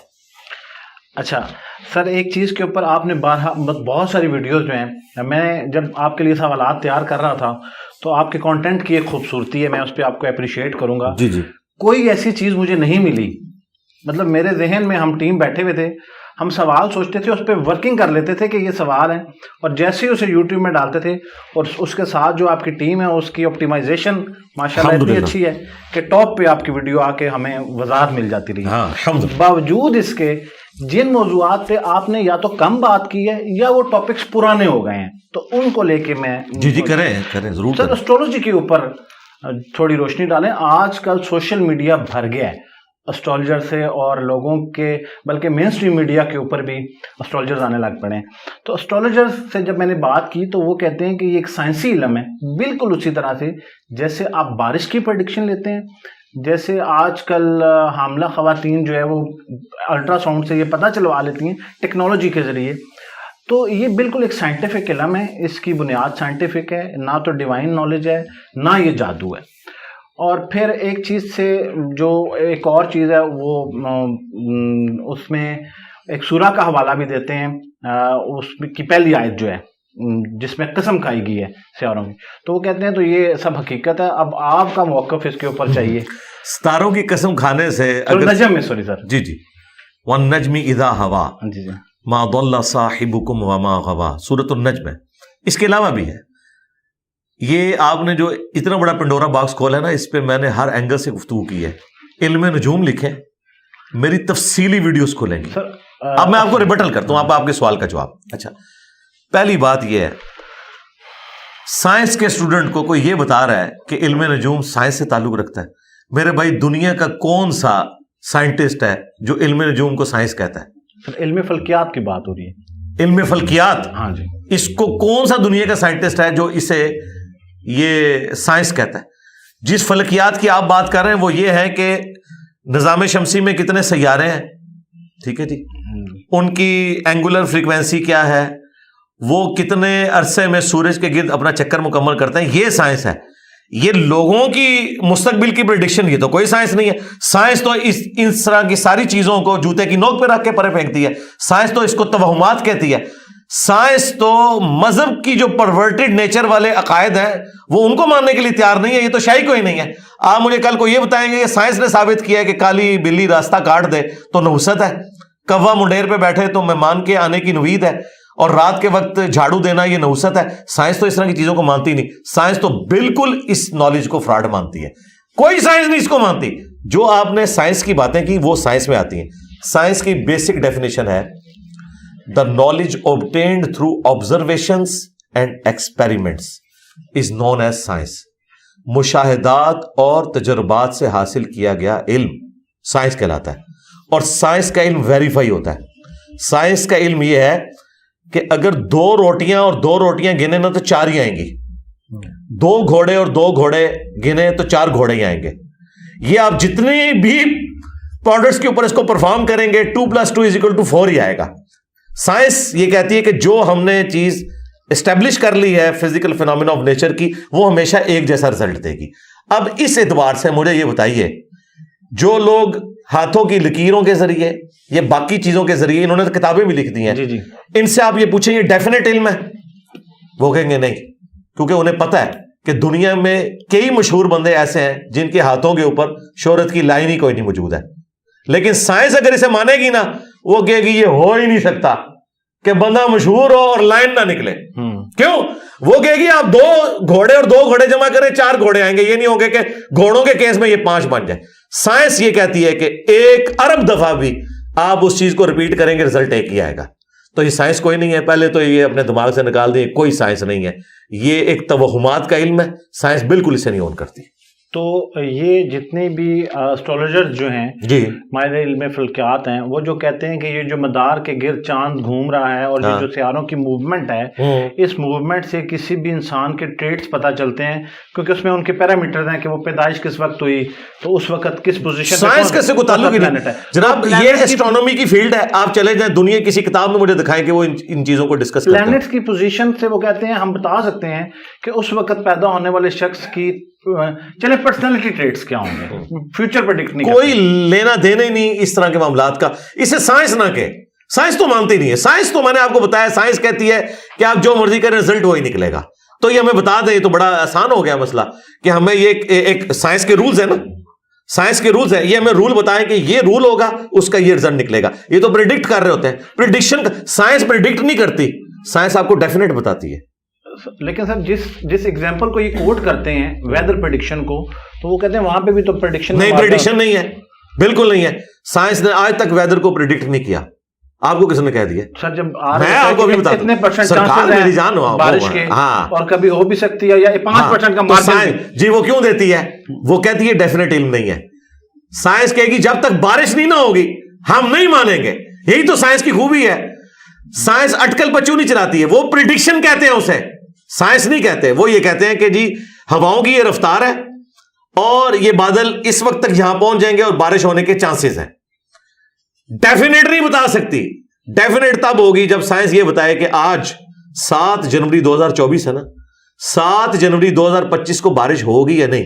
جائیں سائنس سے پوچھیں، وہ کہیں گے نہیں ہوگی. وہ کہیں گے آپ نے ہمیں نا 7 جنوری 2025 سے 2 دن پہلے پوچھنا ہے، ہم دیکھیں گے. تو یہ تو کوئی نہیں بتا سکتا. یہ کون سا کمال ہے؟ پنڈی سے جیلم کا 2 گھنٹے کا سفر ہے. آپ مجھے کہیں کہ جی میں انجینئر صاحب 9 بجے رواس سے نکل پڑوں، تو مجھے پتا ہے کہ اس سفر میں آپ ایگزیکٹلی 1.5 سے 1.25 گھنٹے میں میری اکیڈمی پہنچ جائیں گے. تو آپ اسے کہیں گے کہ میں نے بہت بڑا کوئی علم غیب والا معاملہ ہو گیا. یہ میری جو پریڈکشن ہے وہ اس بنیاد کے اوپر ہے، اور یہ ڈیفینیٹ ہے کہ راستے میں کوئی رش نہ ہوا، روڈ کلیئر ہوئی، یہی کچھ ہوگا. اور اگر یہ ساری چیزیں ہیں، آپ 50 دفعہ بھی گاڑی پنچر کیے بغیر، رش کے بغیر رواس سے جیلم آئیں گے، ہمیشہ 1.5 سے 2.25 گھنٹے میں ہی پہنچیں گے. یہ نہیں ہوگا کہ ایک دفعہ آپ 1.5 دن میں پہنچے. یہ جو کرتے ہیں نا، جو یہ آپ کے فلکیات والے، یہ فلکیات تو ہمیں بدنام کر رہے ہیں، وہ تو علم ہی ہو رہا ہے. جائے فلکیات والوں سے پوچھیں، وہ ان کو مانتے ہیں کہ یہ کوئی علم ہے دنیا میں؟ یہ علم ہے ہی نہیں. سائنس نہ اسے کہ یہ ایک سپرسٹیشن قسم کا نالج ہے، توہمات کے اوپر ہے. اس کا کوئی لینا دینا نہیں. یہ اسی طریقے سے ہے جیسے مذہب کے ہاں تصوف کا کنسپٹ آ گیا. آپ مذہب والوں سے پوچھے، وہ کہیں گے صوفیاء کا کوئی لینا دینا نہیں ہے اس الہامی دین کے ساتھ جو کتاب و سنت کی شکل میں. بالکل سائنس کا کوئی لینا دینا نہیں ان لوگوں کے ساتھ، بالکل جھوٹ بولتے ہیں. سر اسی کے ساتھ کنیکٹ کر لیں پھر اس چیز کو کہ ماں کے پیٹ میں کیا ہے اور بارش کب برسے گی. وہ فزیکل نالج ہے، وہ بالکل ٹھیک ہے، ڈیفینیٹ ہے، فزیکل نالج ہے. اچھا جی، یہ سائنس آپ کو فزیکل نالج دیتی ہے. قرآن جو یہ بات کرتا ہے نا، کوئی نہیں جانتا ماں کے پیٹ میں کیا ہے، وہ فزیکل اس چیز کی بات نہیں کر رہا، وہ اس شخص کی تقدیر کا بتا رہا ہے قرآن. کیونکہ اللہ تعالیٰ فرماتا ہے هو الذی خلقکم فمنکم کافر ومنکم مؤمن. وہی ہے جو تمہیں پیدا کرتا ہے. پیدا کرنے والا ایک ہے، لیکن تم میں سے کوئی کافر ہو جاتا ہے، کوئی مومن ہو جاتا ہے. دنیا کا کوئی الٹرا ساؤنڈ آپ کو نہیں بتا سکتا کہ یہ جو ماں کے پیٹ میں بچہ ہے یہ پیدا ہوگا الٹیمیٹلی اپنی ڈیتھ سے پہلے یہ کس عقیدے کے اوپر مرے گا، یہ نہیں کو بتا سکتا. جو یہ نالج ہے نا، یہ تو فزیکل نالج ہے. الٹرا ساؤنڈ کے ذریعے آپ زمین کے نیچے پانی بھی بتا سکتے ہیں. وہ فزیکل نالج ہے. وہ اس طرح کہ وہ ویوز نیچے جاتی ہیں، ریباؤنڈ ہوتی ہیں. یہ نہیں ہے کہ ایک بندہ ایسے ہاتھ رکھتا ہے میرا خیال ہے ادھر سے تیل نکل آئے گا. نہیں، کبھی نہیں ایسے تیل نکلتا بھائی، ایسے کبھی بھی نہیں ہوتا. ماں کے پیٹ میں کیا ہے وہ تو ہوتا ہے نا، وہ ریباؤنڈ کرتا ہے اور اس کا پورا نقشہ آپ کو دیکھ رہا ہے. یہ فزیکل نالج ہے. فزیکل نالج جو سائنس کا علم ہے، یہ نہ تو علم غیب ہے اور نہ آپ یہ کو کہہ سکتے ہیں کوئی ایسا کوئی دیو ملائی قصے کہانی والی بات ہے. یہ سائنٹیفک ہے، سائنٹیفک علم ہے، بالکل ٹھیک ہے. مجھے بتائیں، ساؤتھ افریقہ میں میچ ہو رہا ہے کرکٹ کا، ہم سیٹلائٹ کے ذریعے ریئل ٹائم یہاں دیکھ رہے ہیں. آج سے 200 سال پہلے کا انسان پیدا ہو جائے وہ تو کہے گا یہ تو معجزہ ہو گیا ہے کہ 8-10 ہزار کلومیٹر دور کی چیز میں ادھر بیٹھ کے دیکھ رہا ہوں، واقعی یہ ہو رہا ہے ادھر. آج کا انسان کہتا ہے یار ہو رہا ہے، ہمیں پتا ہے فزیکل نالج ہے، فزیکل سب کچھ ہو رہا ہے. جو مذہب کا معاملہ ہے، جو علم غیب کا انبیاء کے ساتھ تعلق ہے، وہ فزیکل ورلڈ کے ساتھ نہیں ہے. فزیکل ورلڈ میں جو چیزیں ہیں جو ڈیفینیٹ علم سے حاصل ہوتی ہیں، جن کو ہم کہتے ہیں حواس خمسہ سے، آپ محسوس کر کے کیلکولیشن کر کے، وہ نالج تو بالکل ڈٹرمنٹ نالج ہے. مجھے بتائیں قرآن کی کوئی آیت آپ کو پتا ہو یا نہ پتا ہو، یہ ہمارے فزیکل نالج نے ہمیں بتا دیا کہ پیٹرول آگ کو بھڑکا دیتا ہے. پیٹرول تو ابھی 200 سال پہلے نکلا ہے. 1853 میں پہلا پنسلوینیا میں کنواں نکلا ہے امریکن اسٹیٹ میں. اس سے پہلے تو دنیا کو پتہ ہی نہیں تھا کہ زمین کے اندر تیل ہے. یہ آپ کو جو احادیث میں جس تیل کا ذکر ملتا ہے وہ کھانے والا تیل ہوتا تھا، زیتون کا تیل، اسی کے دیے بھی جلتے تھے.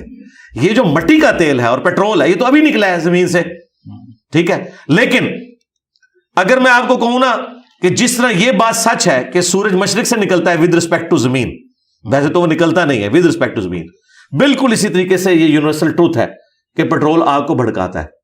اور جتنی بار پیٹرول کو آپ آگ لگائیں گے وہ ہر دفعہ بھڑکائے گا. یہ ہے سائنس. یہ نہیں ہوگا کہ 3 دفعہ بھڑکائے اور چوتھی دفعہ جو ہے نا وہ آگ کو ٹھنڈا کرتے ہیں. نہیں، سائنس یہ ہے کہ بار بار ریپیٹ کریں وہی رزلٹ نکلتا ہے. اچھا سر، ایک اور بڑا اہم مسئلہ ہے، بچے آج کل آپ دیکھ رہے ہیں پرائیویٹ سکولز میں جا رہے ہیں، تو ایک بچہ بالغ ہے اور جو ٹیچر ہیں وہ فیمیل ہیں، اور اگر کسی بھی وجہ سے پردے کے ان قوانین کا خیال، شرعی پردے کا ٹیچر نہیں رکھ رہی، یا آپ یہ اس کو وائس ورثہ کر لیں کہ ایک بچی جا رہی ہے اور وہاں پہ میل ٹیچر ہے، تو پھر اس سلسلے میں آپ آج کے دور کو مد نظر رکھتے ہوئے تو ایسی صورتحال میں کیا کرنا چاہیے پیرنٹس کو؟ پیرنٹس کو یہ کرنا چاہیے کہ انہیں بیسک پردہ سکھائیں جو قرآن میں آیا ہے، سورہ النور کی آیت نمبر 31 میں. مؤمن مردوں سے کہو کہ اپنی نگاہوں کو نیچا رکھیں اور مومنہ عورتوں سے کہو کہ اپنی نگاہوں کو نیچا رکھیں. نگاہوں کا پردہ ہوگا، وہ پھر مٹکے والا کام نہیں ہوگا. تو سر وہ جب ٹیچر پڑھا رہی ہیں اور جی آپ وائٹ بورڈ کی طرف دیکھیں نا، دیکھا جا سکتا ہے، کوئی ایسا مسئلہ نہیں ہے. تھوڑی سی ایفرٹ کرنی ہے. اگر اس کے اوپر ڈالرز ملتے ہو نا یوٹیوب والے تو کر لیں گے لوگ. میں آپ کو وثوق سے کہتا ہوں، آج آپ گورنمنٹ کی طرف سے اناؤنسمنٹ کریں کہ فجر کی نماز جو اس دھند کے اندر پہلی صف میں پڑھے $1000 لے لے. نہ آپ کو ٹھنڈ نظر آئے گی، نہ آپ کو ٹھنڈا پانی نظر آئے گا. یہ ساری قوم آپ کو مسجد کی پہلی صف پہ لڑتی ہوئی نظر آئے گی، کیونکہ دنیا کی منفعت نقد ہے، آخرت ادھار ہے. یہ سب کچھ ہو جائے گا، بے فکر ہے، کوئی مسئلہ نہیں ہے. اچھا سر، اب ڈالر کی بات چل رہی پڑی ہے تو مختصراً بتا دیں ایسے تمام لوگوں کے لیے جو یوٹیوب کے اوپر کام کر رہے ہیں. تو اب کیونکہ پالیسی ریسنٹلی چینج ہوئی ہے اور آپ نے اس کے اوپر بڑی بریف ویڈیو کی ہے، مطلب کمپلیٹ اس کے اوپر آپ نے ایجوکیٹ کیا ہے، تو اب اس سے جو سننے والوں کو یہ لگا ہے کہ اس میں سے جو ایک تو یہ چیز ہے کہ اضافی جو آمدن آ رہی ہے، آپ کیلکولیشن میتھڈ بتایا ہے اس کا، ایک تو وہ ایک میتھڈ جو ہے یوٹیوب خود بھی دے رہا ہے. اب وہ مجھے نہیں پتا تھا، بعد میں چلا اس میں تو ڈائریکٹ میتھڈ پورا موجود ہے. اب تو مسئلہ ہی ختم ہو گیا، الحمدللہ ایزی ہو گیا کہ کال بنانے کی ضرورت ہی نہیں ہے. جی جی جی ٹھیک ہے، تو آپ ڈائریکٹلی وہاں سے لے کے کر سکتے ہیں. لیکن اس کے باوجود آپ نے اب اس میں آپ اس کو غیر شرعی انکم کہتے ہیں، یا ہم حرام کا لفظ اگر یوز کر لیں، یا پارشلی حرام کہتے ہیں، جو اوپر کی 5% کی آپ نے بات کی ہوئی ہے سر، تو وہ اب تو بڑی صورتحال ڈیفینیٹلی ہے جی میرے بھائی. اگر جاوید احمد غامدی صاحب جیسے اسکالر، جنہیں لوگ سو کالڈ لبرل اسکالرز مانتے ہیں، جی جی سر، وہ جرت نہیں کر رہے اس کو حلال کہنے کی، تو باقی تو شاہی کوئی نہیں. مفتی تقی عثمانی صاحب نے تو کیٹاگوریکلی اس کے اوپر فتویٰ دیا ہوا ہے. دیکھیں دو ایکسٹریم ہے، ایک طرف آرتھوڈاکس سسٹم ہے آپ کے علماء کا جس کے نمائندہ تقی عثمانی صاحب، دوسری طرف ایک لبرل قسم کا اسلام پیش کر رہے ہیں. یعنی ان لوگوں کی نظر میں، بعض معاملات میں ہماری نظر میں بھی، لیکن ہم کئی چیزیں غامدی صاحب کی ان سے بہتر سمجھتے ہیں. تو غامدی صاحب سے بھی پوری کوشش کروائی حسن لیاز بھائی نے کہ کس طریقے وہ کہہ دیں جائز ہے. تو اس پہ میں وہی بات کروں گا. مودودی صاحب کے بارے میں مشہور ہے، مودودی صاحب سے کسی نے کہا کہ سود ان کا حرام ہے، اس نے کہا اگر یہ ہو جائے، اگر وہ ہو جائے، ان کا حرام ہے. وہ کافی ادھر ادھر سے آگے انہوں نے الٹیمیٹلی کہا یار سود تم نے کھانا ہے، جہنم میں جانا ہے، مجھے کیوں ساتھ گھسیٹ کے لے کے جا رہے ہو، خود جاؤ بھائی، مجھے نہ بیچ میں ڈالو. میں آپ کو ان پرنسپل بتاؤں، ویڈیو ایڈز جو ہیں جن میں عورتیں آ رہی ہیں، بے پردہ عورتیں سامنے نظر آ رہی ہیں، اس کو آپ ایکسٹراپولیٹ کرتے ہوئے کسی بھی مسلمان سے پوچھیں کہ اپنے گھر میں بے پردہ عورتوں کا ناچ گانا دکھا کر یا بے پردہ عورتوں کو مردوں کے سامنے لا کر اس کی کمائی حلال ہے، تو کوئی بھی کرنے کے لیے تیار نہیں ہوگا. یہی چیز جب ویڈیو میں چلی جاتی ہے تو ہمیں سوچنے کا زاویہ کیوں بدل جاتا ہے. یا تو صابن کے ویڈیو ایڈ میں بھی, چلے صابن تو پھر بھی عورتیں استعمال کرتی ہیں, شیونگ بلیڈ, اور شیونگ بلیڈ سے مراد جو مرد شیو کرتے ہیں, اس میں عورتوں کو دکھانے کا کیا کام بنتا ہے؟ تو یہ عورت کو کموڈٹی بنا کے پیش کیا گیا. میرا خیال ہے پھر آپ ٹھیک ہے, آپ ایڈسن کو چھوڑ دیں, کسی اور سے کر لیں یا پروموٹ کریں. جس طرح کئی لوگ ہیں جو یوٹیوب کے اوپر پروموشن کے لیے بھی ویڈیو ساتھ بیچ میں ڈال دیتے ہیں اپنی کسی پروڈکٹ کو پروموٹ کرنے کے لیے, اور ان کا ڈائریکٹ ٹھیکہ ہوتا ہے ان کے ساتھ. دھروو راٹھی جس طرح کئی ویڈیوز میں وہ کرتے ہیں, اس طرح کی آپ کرنا شروع کرتے ہیں. راستہ تو موجود ہے آپ کے پاس. تو سر اس کے ساتھ یہ بھی تو ہو سکتا ہے کہ سر دیکھیں اب یہاں پہ کوئی گنجائش نکل سکتی ہے, کیونکہ یہ اس کے اوپر اب میرا اختیار تو نہیں ہے. یہ آپ بہت اچھے طریقے سے اس کو سمجھتے ہیں سر, اور میں اجازت چاہوں گا کہ آپ سے یہ سوال کر سکوں کہ آپ بہت ٹیکنیکلی ڈیپتھ میں سمجھتے ہیں کہ میرا اختیار نہیں ہے, اور نہ ہی مطلب یوٹیوب کو ایڈورٹائزر نے پش کیا کہ آپ وہ ایڈ لگائیں. تو اب اگر میرا اختیاری معاملہ ہی نہیں ہے سر اس میں, ہاں یوٹیوب پارٹنر پروگرام میں لیو کر دوں تو اس میں پھر آپ سالوں کی محنت میں آپ خود ہی جانتے ہیں کہ ایک چینل جا کے وہ کسی جگہ پڑا چلا جائے. تو یہ اب اس صورتحال میں اگر تو میں نے اس کا سولوشن بتا دیا نا کہ جو آپ کے امیجز والے ایڈز ہیں ان کی انکم علیحدہ سے شو ہوتی ہے, اس میں ویڈیو ایڈز کی علیحدہ سے ہوتی ہے, تو اس کو نکال کے ہم کسی کو دے دیں. ہاں کسی کو دے دیں. اور اگر آپ خود ضرورت مند ہیں, زندگی موت کی کشمکش میں ہے, اور سور کھانا آپ کے لیے جائز ہے, تو آپ خود بھی کھا لیں. سر آج کا نوجوان جس کو آپ کہتے ہیں کہ باہر چلا جائے کمائی کرنے کے لیے, اگر پاکستان میں وہ تو سر معاشی جنگ ہی لڑ رہا ہے نا سر, تو اس نوجوان کے نہیں باہر جانا تو بہتر ہے, وہاں تو آپ حلال کی کمائی کریں گے بھائی. لیکن چلے اگر پاکستان میں وہ باہر کی کمائی لے آتا ہے یہاں بیٹھے ہوئے یوٹیوب کے ذریعے, یعنی سلطانہ ڈاکو یہی ہوا نا غلط طریقے سے نا. اچھا اگر وہ میں تو بار بار دل کر رہا ہے آپ کو مودودی صاحب والا ہی جواب دوں. اس کو مختصر کر لیتے ہیں سر, مختصر یہ گل سر دیکھیں اگر ایڈ کا ہی مسئلہ ہے سر تو پھر تو یہ سر بہت بڑی بات ہے. دیکھیں ایڈورٹائزمنٹ کے بغیر تو ٹی وی چینل بھی نہیں چل رہا, تو پھر اتنے سارے اینکرز بیٹھے ہوئے ہیں. ایڈورٹائزمنٹ کے بغیر تو سوسائٹیز نہیں چل رہی, ہاؤسنگ سوسائٹیز ایڈورٹائزمنٹ کے بغیر, اور اس پہ کس طرح کے ایڈ آتے ہیں میں یہاں پہ ضروری نہیں سمجھتا کہ ان کو ایکسپلین. اچھے ایڈز بھی موجود ہیں, مجھے بتائیں. چلے میں آپ کی بات کو ابھی ریبٹل کرتا ہوں. جنید جمشید صاحب کے آؤٹ لیٹس پورے ملک میں چل رہی ہیں, ان کا کون سا بےہودہ ایڈ ہے؟ انہوں نے تو ڈمیز بھی اس طرح کی نہیں رکھی ہوئی ہے, لیکن سر میں چل رہے ہیں نا, تو میں نے ثابت کر دیا. اس سے آگے سٹائلو والوں کے اگر آپ ایڈز دیکھیں, عورت کا چہرہ کبھی نہیں اس میں وہ دکھاتے, صرف پاؤں دکھاتے ہیں.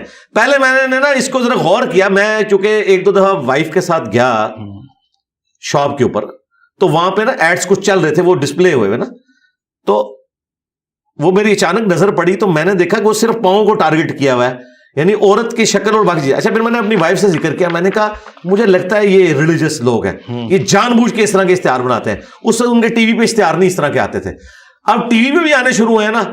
عورت کو اوپر سے نہیں دکھا رہے, صرف پاؤں سے دکھا رہے ہیں. انہوں نے کچھ نہ کچھ اس گیون سرکمسٹانسز کے اندر اپنے اشتہارات کو مینج کیا ہوا ہے. یہ میں نے آپ کو بائی نیم مینشن کیا کہ اس طریقے سے بھی اشتہار کیے جا سکتے ہیں. اس کا مطلب تو بڑا واضح آپ بتا رہے ہیں کہ ایڈورٹائزر جو ہے وہ احتیاط کرے. جی یہی کہہ رہا ہوں نا. تو پھر اس چیز کا مطلب ہے کہ جو اس ایڈورٹائزر کے اوپر یہ فتویٰ ہونا چاہیے نا سر. جی لیکن جب میرا اختیار آئے گا نا, مثلا میں کہتا ہوں کہ میں ادھر بھی میں فیمیلز کو ڈائریکٹ انٹرویوز نہیں دیتا نا.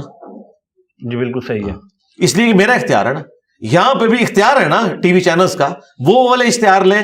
اگر انہیں اپنی آخرت کی فکر ہے تو وہ پابند کریں کہ بھئی ہم اپنے ٹی وی چینل کے اوپر اس طرح کے اشتہار. یار اور چھوڑ دیں, مدنی چینل بھی تو چل رہا ہے نا, تو سر بغیر اشتہارات کے چل رہا ہے. سر چل تو رہا ہے, لیکن اب دیکھیں یہ وہ نان پروفٹ آرگنائزیشن ہے, یہ تو پروفٹ والوں میں بھی میرا خیال ہے کمرشل ادارہ ہے سر. ان کا میرا خیال ہے کمرشل جو ادارے ہیں وہ اتنے اسٹرانگ ہیں, اگر انہیں اپنی آخرت بچانی ہے تو پھر یہ کر لیں, اور اگر انہوں نے دو جانے مٹھے باؤ تو نہیں ہو سکتا نا. یہ تو ہو نہیں سکتا نا کہ پیرلل میں آپ آگ اور پانی کو ایک جگہ جمع کر دیں. تو درمیان کا سولوشن میں نے بتا دیا نا, وہ لوگوں کو بھی قائل کریں کہ ہم 17 کیمیکلز والے ہیں, انہوں نے اپنا سارا کاروبار بینکنگ سیکٹر سے اٹھایا تھا قرضے اٹھا کے, لیکن آج سے کئی سال پہلے انہوں نے اناؤنسمنٹ کی کہ ہم نے سودی لین دین ختم کر دیا. اب ان کا اگر کوئی تھوڑا بہت لین دین ہے وہ اسلامک بینکنگ کے تھرو ہے, ادروائز انہوں نے اپنا پورا کاروبار جو ہے وہ شفٹ کر لیا اس کے اوپر, اور وہ اعلانیہ کہتے ہیں. تو کوئی ڈوب تو نہیں گئے, اتنی بڑی ان کی ایک انڈسٹریز کا سلسلہ چل رہا ہے, ہزاروں لوگوں کو انہوں نے جابز دی ہوئی ہیں. تو آپ کے ملک کے اندر ایسے لوگ موجود ہیں جنہوں نے ثابت کیا ہے کہ ہم یہ سب کچھ کر سکتے ہیں, حلال کے ذریعے بھی کر سکتے ہیں, حلال کے ذریعے کر کے بتایا انہوں نے. تو آپ یہ کہہ رہے ہیں کہ یہ میکنزم تبدیل ہونا چاہیے؟ جی ہونا چاہیے. اور جو موجودہ ایڈ ماڈل ہے ٹی وی چینلز کا، اس سے آنے والی کمائی جو ہے جی ظاہر ہے حرام ہے. کیسے میں کہہ مشکوک نہیں، حرام ہے. اور سر جو 5% کا شیئر آپ نے بتایا، اگر کوئی شخص اس کو پھر سارے چلا کے غریبوں میں بانٹنے ہی ہیں تو 10 لاکھ نہ کیوں چلائے؟ دیکھیں اگر میرے سامنے امرود کٹے ہوئے آ گئے اور میں نے اس کے اندر کیڑے دیکھ لیے، اب میں نہیں کھاؤں گا. ہاں راہ چلتے ہوئے ان سین بیکٹیریاز انہیل میں نے کر دیے، میرا ان کے اوپر کوئی اختیار نہیں ہے. یہ اسلام کا پرنسپل ہے. یہ میں دیکھیں میں میتھمیٹیکلی ایک چیز کو لے کے چلوں گا، جتنی اللہ تعالیٰ اجازت دے گا. اللہ تعالیٰ کے قوانین ہے لا یکلف اللہ نفسا الا وسعہا. اللہ تعالیٰ کسی جان پر اس سے بڑھ کر بوجھ نہیں ڈالتا سوائے اس کے کہ جو وہ برداشت کر سکتا ہے. جو آپ اللہ کو جسٹیفائی کر سکتے ہیں نا وہ تو آپ بات کریں. آپ تو مجھے نہیں جسٹیفائی کر سکتے یہ بات.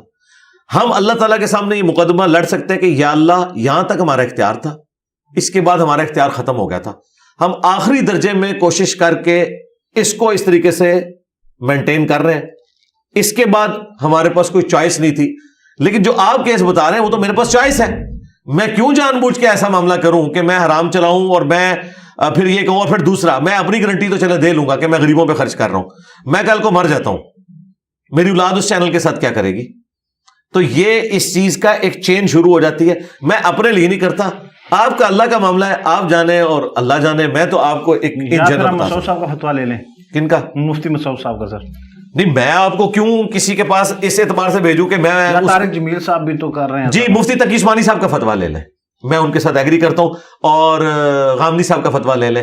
دونوں کا ایک ہی فتویٰ اس مسئلے میں. دیکھ لیں بہت المشرکین ہے لیکن فتویٰ ایک ہے. اب سر میں احتراماً تو آپ کی یہ بات ضرور مان رہا ہوں اس ٹائم پہ، لیکن لاجیکلی مجھے یہ لگتا ہے، یہ میرا بلیف سسٹم ہے کہ اس کی کمائی کے اوپر نہ تو ایڈورٹائزر کا اختیار، کریٹر کا اختیار ہے، نہ جو ہے وہ یوٹیوب کا اختیار ہے. یہ جی ہمیں پتہ ہے یہ ہمارا مقدمہ ہی نہیں ہے.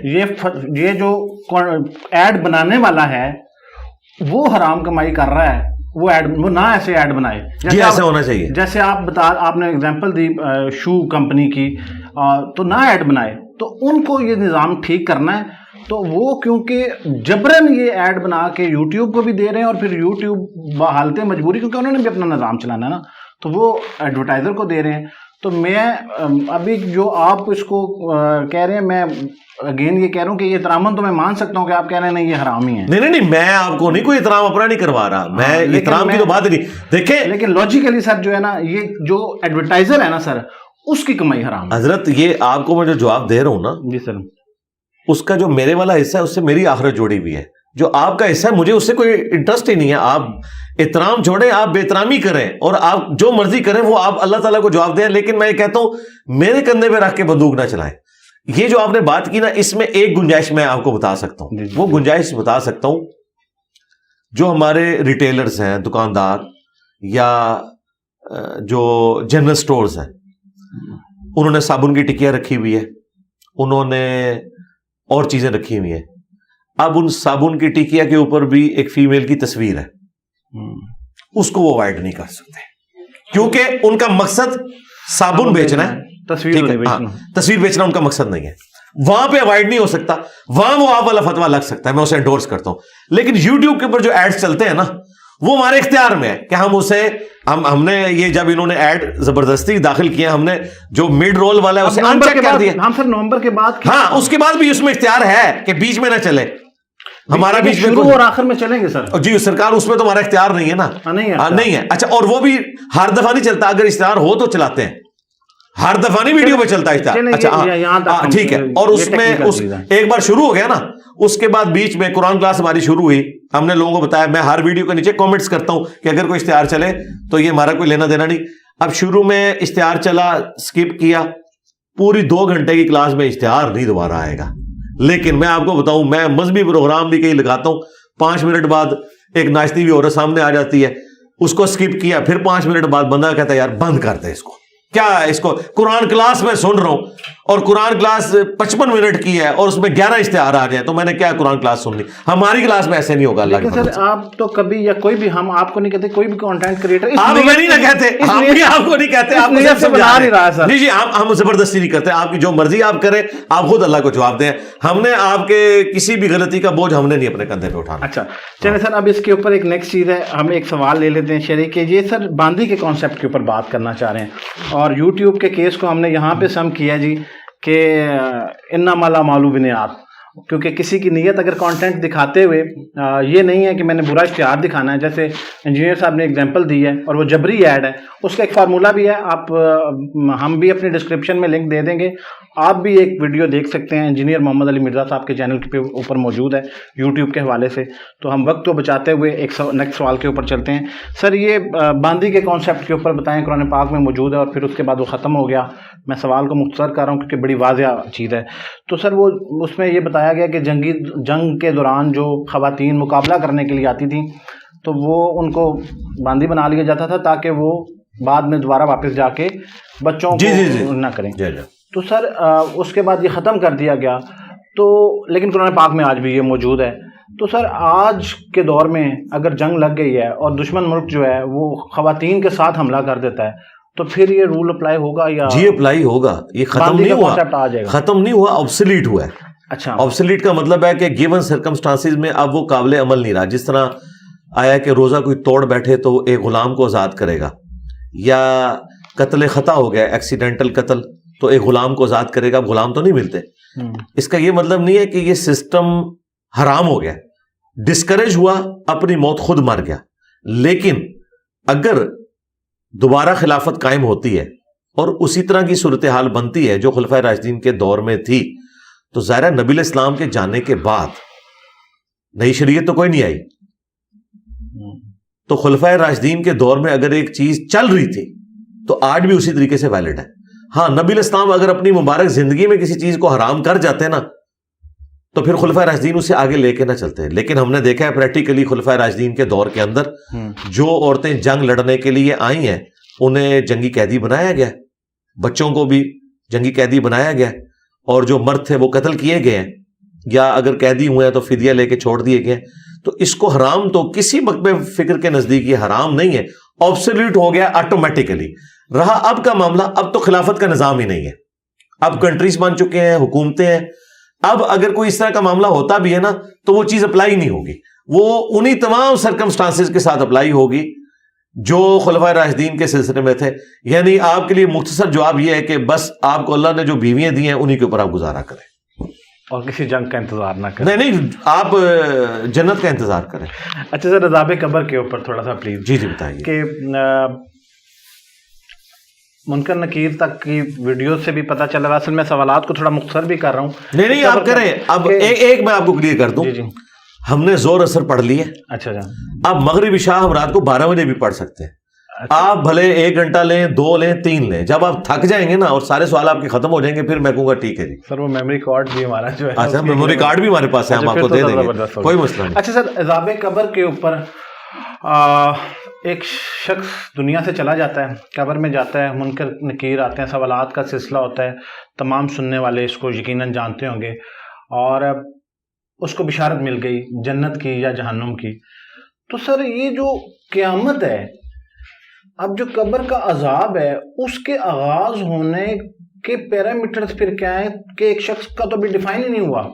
مطلب میں نے کیا گناہ کیے، میرا حساب ہونا ہے یوم الحساب پہ، تو بغیر حساب اگر میرے اوپر یا کسی بھی انسان کے اوپر جب عذاب شروع ہو جائے گا مرنے کے بعد تو اس کی بنیاد کیا ہے پھر؟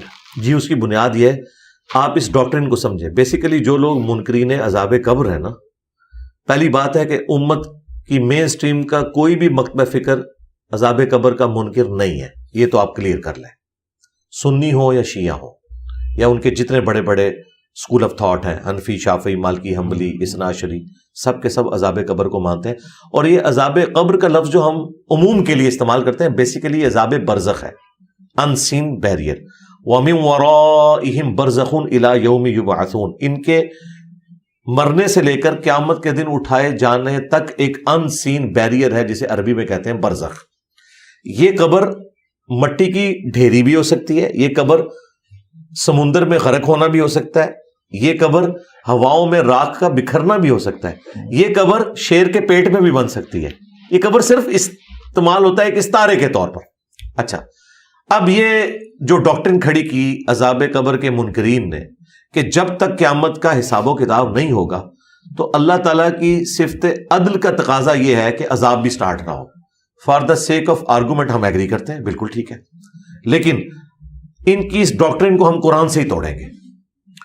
قرآن پاک میں اللہ تعالیٰ فرماتا ہے سورہ السجدہ میں, ہم دنیا کی زندگی میں بھی انہیں عذاب دیں گے تاکہ ہماری طرف پلٹ آئیں.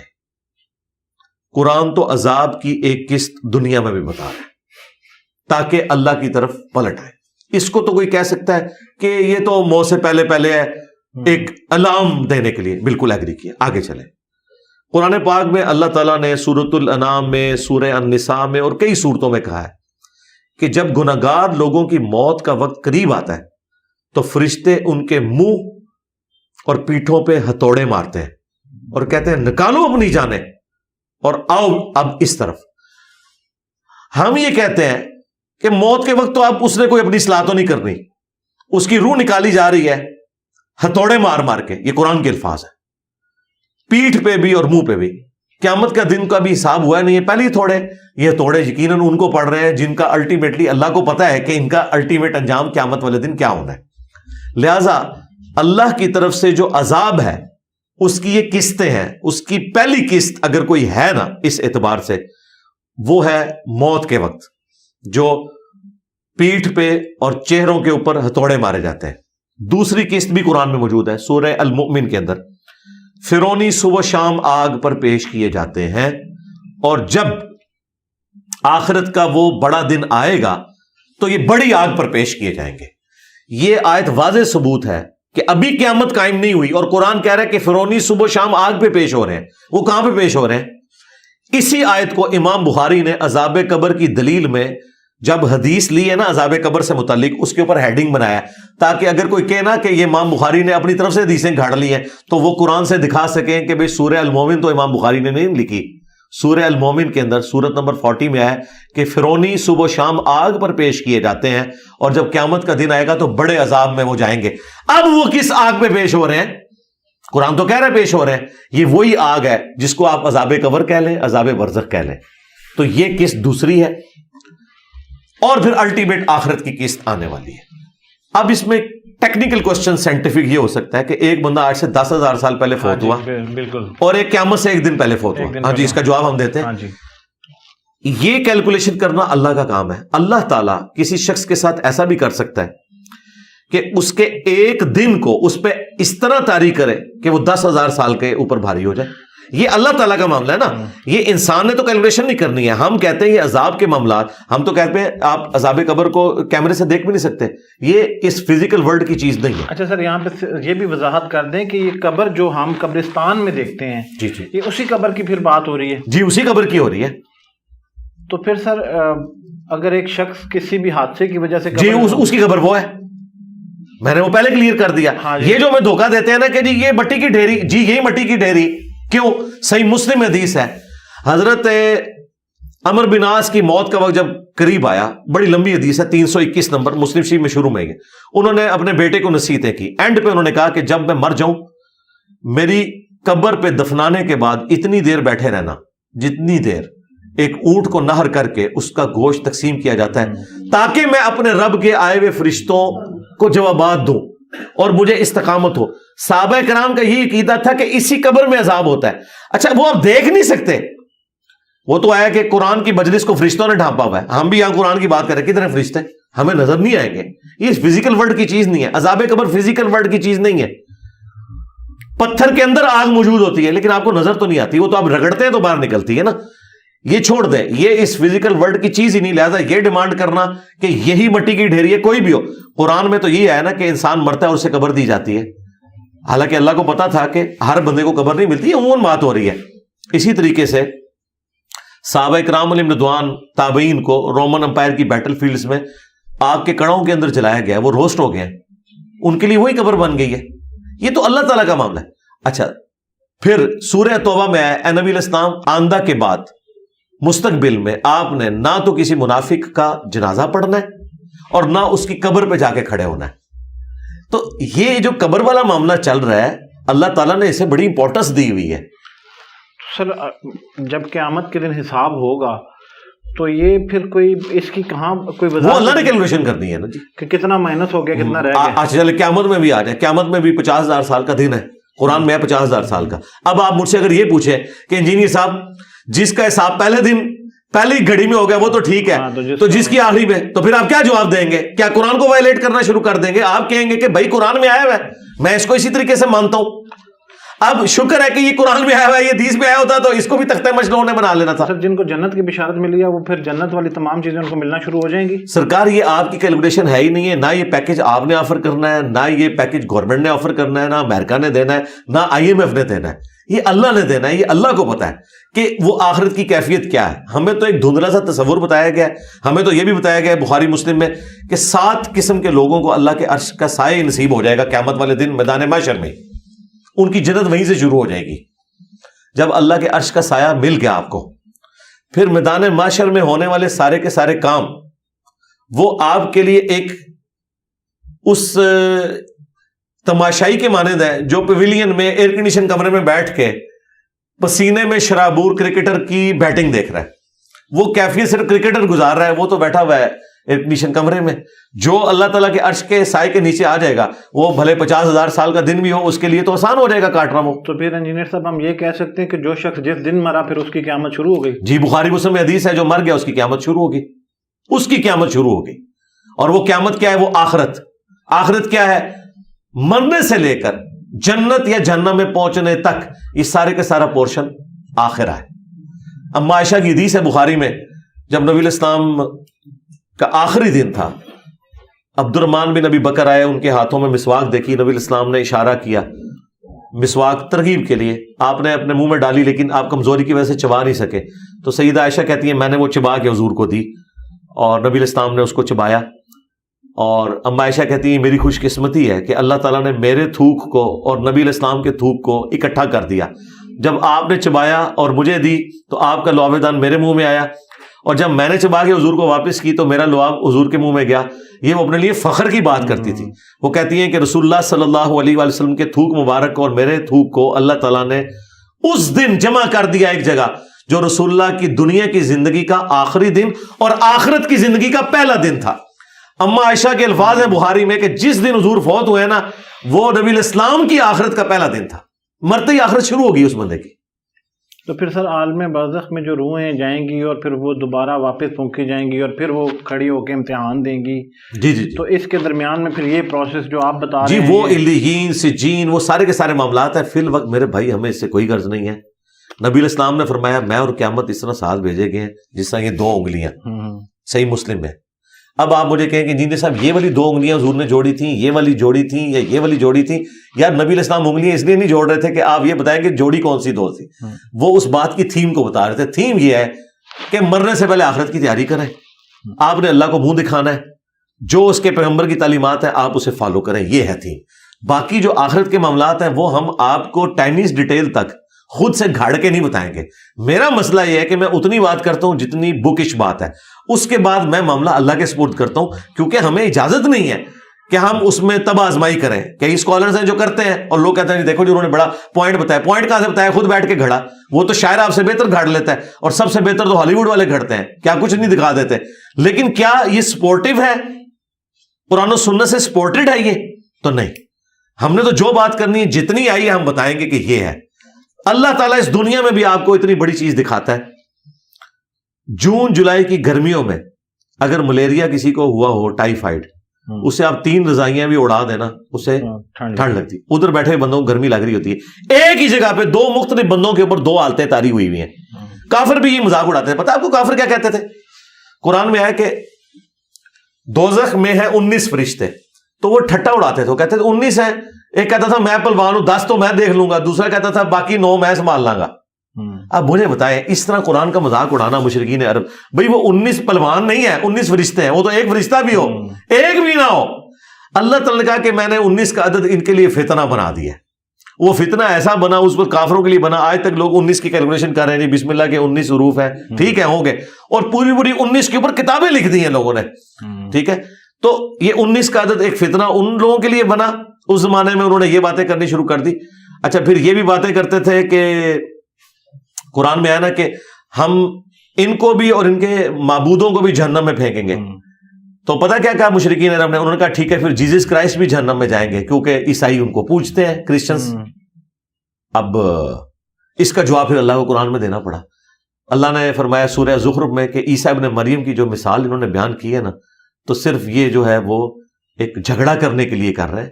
وہ تو اللہ کے نیک بندے تھے, ان کا کیا لینا دینا اس شرک کے ساتھ جو لوگوں نے ان کی طرف منسوب کیا.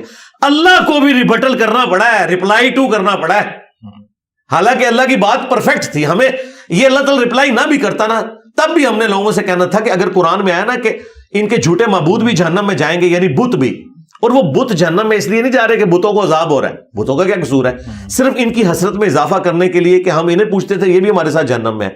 تو عیسیٰ ابن مریم تو نہیں جائیں گے نا, لیکن اللہ نے پھر بھی جواب دیا کہ عیسیٰ ابن مریم کیوں جائیں گے بھائی, وہ تو اللہ تعالیٰ کے ایک چنے ہوئے بندے ہیں, مقرب بندے ہیں. تو یہ جو لوگ پخے چھوڑتے ہیں نا, اس کا جواب اسی لیے تو اتنی موٹی کتاب ہے, ورنہ تو اللہ تو ایک بات ایک صفحے میں بھی کر سکتا تھا. اللہ کو بھی سینکڑوں صفحے چاہیے بات کرنے کے لیے. کیوں؟ کیونکہ شیطان نے اتنے اپنے ایجنٹ چھوڑے ہوئے ہیں اور اپنی ایسی غلط تعلیمات پھیلا دی ہیں, انہیں ریبٹل کرنا پڑتا ہے. اچھا ایک کانسیپٹ جو ہے وہ, کیونکہ آپ نے خود بہت دفعہ واضح کیا ہے امام والا, تو وہ ذرا بتا دیں کہ وہ بھی بہت سارے لوگوں نے مجھ سے پوچھا کہ یہ جب کچھ لوگ ان کو امام کہہ رہے تھے تو یہ امام وہ EMAM والا, مجھے یہ بتائیے اگر مجھے دوسرے والا بھی امام کہہ لیں تو ان کو کیا تکلیف ہے؟ وہ کہتے ہیں کہ یہ کہلواتے ہیں امام اور وقت کے امام بننے کی. نہیں میں نے کبھی نہیں کہا. آپ دیکھیں ان کے علماء کے ناموں کے ساتھ سٹارٹ میں بھی دمیں لگی ہوتی ہیں اور اینڈ پہ بھی. ہمارے آفیشیل یوٹیوب چینل کا نام ہے انجینئر محمد علی مرزا, ٹھیک ہے, حافظہ اللہ دامت برکاتہم عالیہ مدہ ذلہ کچھ لکھا ہوا ہے, یا انجینئر سے پہلے کوئی حضرت لکھا ہوا ہے, علامہ لکھا ہوا ہے, کوئی اور چیز لکھی ہے؟ بالکل نہیں ہے. یہ تو ان کے مسئلے ہیں. انہوں نے تو آج 14ویں صدی کے علماء کے ساتھ بھی امام لکھا ہوا ہے, وہ والا امام جو امام بخاری اور امام مسلم والا امام ہے. ہم کہہ رہے ہوتے ہیں کہ ٹھیک ہے یار, یہ کہتے ہیں تو ٹھیک ہے, ہو گئے امام. ان کے امام کہتے ہیں جو آگے کھڑا ہوا ہو, ٹھیک ہے, فاتحہ خلف الامام, امام کے پیچھے فاتحہ, امام آگے کھڑا ہوتا ہے, لیڈ کرتا ہے. وہ حدیث کی فیلڈ میں بھی کوئی لیڈ کر سکتا ہے, کرکٹ کی فیلڈ میں بھی کوئی لیڈ کر سکتا ہے, وہ بھی امام ہے. امام عربی کا لفظ ہے. ہاں مذہبی ٹرمنالوجی کے اندر آپ آئیں گے, کوئی فقہ میں امام ہوگا, کوئی حدیث میں امام ہوگا, کوئی اختلافی موضوعات کے اوپر امام ہوگا, کوئی فقہ میں امام ہوگا, ہو سکتا ہے. رہا میرا تعلق, تو میرے نام کے ساتھ جو امام لکھا گیا وہ میرے نام کی ایبریویشن ہے, EMAM, انجینئر محمد علی مرزا. یہ اگر وہ والا امام بنایا ہوتا نا, تو اس وقت دنیا میں جو امام کے سپیلنگ چل رہے ہیں نا, وہ آئی کے ساتھ چل رہے ہیں, ای کے ساتھ نہیں چل رہے. آپ کہیں مجھے دکھائیں کہ ای کے ساتھ ہو. تو ہمارے اسٹوڈنٹس نے اگر ہمیں وہ والا امام ڈکلیئر کرنا ہوتا جو انہوں نے اپنے بزرگوں کو ڈکلیئر کیا ہوا ہے, ان بزرگوں کو کہ جن کی تعلیمات قرآن و سنت کے خلاف ہیں, لیکن چونکہ ان کے امام تو ہیں نا, ہم ریسپیکٹ کرتے ہیں, تو ان معنوں میں بھی اگر ہمارے اسٹوڈنٹس ہمیں امام کہتے تو انہیں تو کوئی اعتراض نہیں ہونا چاہیے تھا. کیا امام خمینی کو شیعہ امام نہیں کہہ رہے؟ تو کیا سنیوں نے انہیں امام مان لیا ہوا ہے؟ نہیں مانا ہوا نا. تو شیعہ کے لیے تو امام ہے نا وہ. اسی طریقے سے یہ بھی امام جلالی کہہ رہے ہیں. سر امام ہونے کے لیے فرقہ ہونا ضروری ہے نا؟ نہیں فرقہ ہونا, کیونکہ آپ کہتے ہیں فرقہ کوئی نہیں ہے, تو وہ نہیں سے منسوب کرتے ہیں. نہیں وہ فرقے کا ہونا کیا, فرقے تو سارے جہنمی ہیں, انہوں نے ہمیں خود کہا ہے. تو وہ میں کہہ رہا ہوں کہ امام کو ریلیٹ کرتے ہیں کہ ریپرزینٹ کرنا شروع ہو گئے ہیں اس آئیڈیالوجی کے بلیورز کو ایز اے امام. جی ہم کیا, مجھے بتائیں, بریلویت, دیوبندیت, حنفیت, شافیت کی لیگیسی لے کے اگر کوئی لوگ چل رہے ہیں تو رسول اللہ کی لیگیسی لے کے کسی نے نہیں چلنا.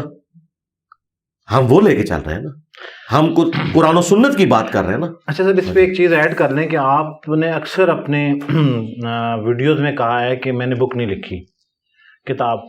تو مجھے لگتا ہے کہ شاید آپ کو اس کی ضرورت ہی نہیں پیش آئی. اس کی ایک بڑی وجہ یہ ہے کہ اس کو تحریری شکل دینے کی بجائے آپ نے ویڈیو کی شکل دے دی. تو اس سے بڑی کتاب تو شاید ابھی تک کسی نے نہیں بنائی جتنی بڑی کتاب آپ نے بنا دی. اور اس کے پڑھنے والوں کو اگر ہم سننے والوں میں کنورٹ کر دیں تو یہ تو سر ایک آپ, یہ ایک ریزن ہے. دیکھیں میں نے یہ آبزرو کیا کہ لوگ قرآن بھی ترجمے سے نہیں پڑھتے. ہماری کتاب کون پڑھے گا؟ تو بہتر یہ ہے کہ اس دور کا انسان میں بنوں اور ہزاروں صفحوں کی کتاب کو آپ 1.5 سے 2 گھنٹے میں بریف کر سکتے ہیں ویڈیو کی شکل میں یا آڈیو کی شکل میں لوگ سن سکتے ہیں. کتاب کون پڑھے گا؟ یہ ایک ریزن تھی جس کی وجہ سے کوئی کتاب لکھی نہیں. ورنہ ہمارے اسٹوڈنٹس نے میری ویڈیوز کو لکھنا شروع کیا ہے, وہ تو بہت کچھ بن جائے گا, لیکن ضرورت نہیں ہے. ویڈیوز کی شکل میں, آڈیوز کی شکل میں موجود ہے. اب رہا مسئلہ کتاب نہ لکھنے کا, تو اس کا دوسرا پہلو یہ کہ میں یہ سمجھتا ہوں کہ ہمیں اتنی موٹی موٹی کتابیں نہیں لکھنی چاہیے, لوگ پڑھیں گے نہیں. زیادہ سے زیادہ اپنا موقف بیان کرنا ہے نا ریٹن فارم میں, تو آپ بروشرز کی شکل میں, پمفلٹس کی شکل میں, ریسرچ پیپرز کی شکل میں لکھیں. جو میں نے لکھے ہیں 2 صفحوں کے ریسرچ پیپرز, وہ آپ کو اینڈ پہ مل بھی جائیں گے, 2 صفحوں کا, 4 صفحوں کا, جس میں میں ایک بات مختصر انداز میں پہنچا دیتا ہوں. اور اس میں بھی آپ دیکھیں قرآن کی آیات اور احادیث لکھی ہوئی ہیں, ان کے ساتھ نمبرنگ ہوئی ہوئی ہے کہ یہ آیت فلاں سورت کی فلاں نمبر آیت ہے, یہ حدیث بخاری میں اس نمبر کے اوپر ہے, مسلم میں اس نمبر کے اوپر ہے. اس میں جو میرے اپنے الفاظ ہیں وہ بہت تھوڑے ہیں, وہ ہیڈنگز کی شکل میں ہے, یا کوئی مورل لیسن نکلتا ہے تو میں نوٹ کر کے نہ نیچے لکھتا ہوں کہ اس آیت سے یہ نکلتا ہے. بس میں خود سے کچھ بھی نہیں لکھتا تاکہ لوگوں کو پتہ چلے ہم نے قرآن و سنت کی طرف جانا ہے. اگر آپ کتابیں لکھیں گے بہت بڑی بڑی تو ظاہر ہے پھر اس میں قرآن و سنت تو شاید 5% ہوگا, 95% آپ کی اپنی تھاٹس شامل ہو جائیں گی, تو نقصان ہی ہوتا ہے. بہتر یہ ہے کہ لوگوں کو اوریجنل کتابوں کی طرف چھوڑیں. اور سر یہ آپ کہتے ہیں کہ ہم نے کوئی فرقہ لانچ نہیں کیا, جی جی ڈیفینیٹلی, لیکن ایک آئیڈیالوجی جو آپ پروموٹ ہو رہی ہے تھرو انجینئر محمد علی مرزا, کیا ہو رہی ہے؟ مطلب آپ کے بیانات میں ایک چیز میں نے ذاتی طور پہ آبزرو کی ہے کہ اس میں اصلاح سے زیادہ تنقید کا پہلو بھی بڑھتا جا رہا ہے وقت کے ساتھ. شروع کی ویڈیوز میں نہیں تھا, اور آپ کی گفتگو میں کوئی تھوڑا سا ریونچ والا ایلیمنٹ اگر ہم کہیں تو, جیسے علامہ خادم رضوی صاحب کا جو ایکسنٹ تھا, یہ کوئی پچھلے 8 مہینے یا 1 سال سے اگر آپ خود اپنی ویڈیوز دیکھیں تو وہ ٹوٹل اس کے اوپر کنورٹ ہو رہا ہے. جی میں اس کی ریزن بتاتا ہوں آپ کو. دیکھیں یہ بالکل اس طریقے سے ہے جس طرح کافروں نے رسول اللہ کی ذات کے اوپر اعتراض کیا. وہ کہتے ہیں کہ نبی الاسلام کی مکی زندگی اور مدنی زندگی میں زمین اسمان کا فرق ہے. آپ کو پتا ہے نبی الاسلام کے اوپر جو کرٹیسزم کرتے ہیں نا نان مسلم, وہ یہی کرتے ہیں. وہ کہتے ہیں مکے میں نبی الاسلام کو کوئی کامیابی نہیں ملی, بقول ان کے صرف 125 بندے ساتھ تھے. جیسے ہی مدینہ شریف میں آلٹرنیٹو بیس ملا, آپ نے ہولی وار کے نام کے اوپر جہاد شروع کیا, اپنے لوگوں کو اکٹھا کیا, اور اگلے 13 سال کے اندر رومنز اور پرشینز کو بھی الٹ دیا. یہ میں ان کی ڈاکٹرن آپ کو بتا رہا ہوں. ریالٹی تو ایسے ہوئی ہے, ڈاکٹرن ان کی غلط ہے. بھائی بات یہ ہے, وہ جو مکے کے 13 سال تھے وہ نبی الاسلام نے گراؤنڈز بنائی, اپنے مخلص ساتھی تیار کیے. اس کے بعد مدینہ شریف میں جا کے آپ کی یہ ریکوائرمنٹ ہو گئی کہ آپ کو جہاد اور قتال کرنا پڑا. ورنہ وہ شخص جو 2/3 رات صرف قرآن پڑھتا تھا, کسی کو انگلی بھی نہیں لگاتا تھا, آج اس کے ہاتھ میں تلوار ہے, اوپر اس نے خوذ پہنا ہوا ہے, اس کے ساتھی بھی قتل ہو رہے ہیں اس کے سامنے, اس کے اپنے دانت بھی شہید ہو رہے ہیں. اب مجھے بتائیں یہ کتنا بڑا کنٹراسٹ ہے.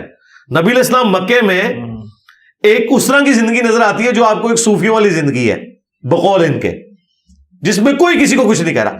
مدینے میں ایک بالکل ڈیفرنٹ شکل.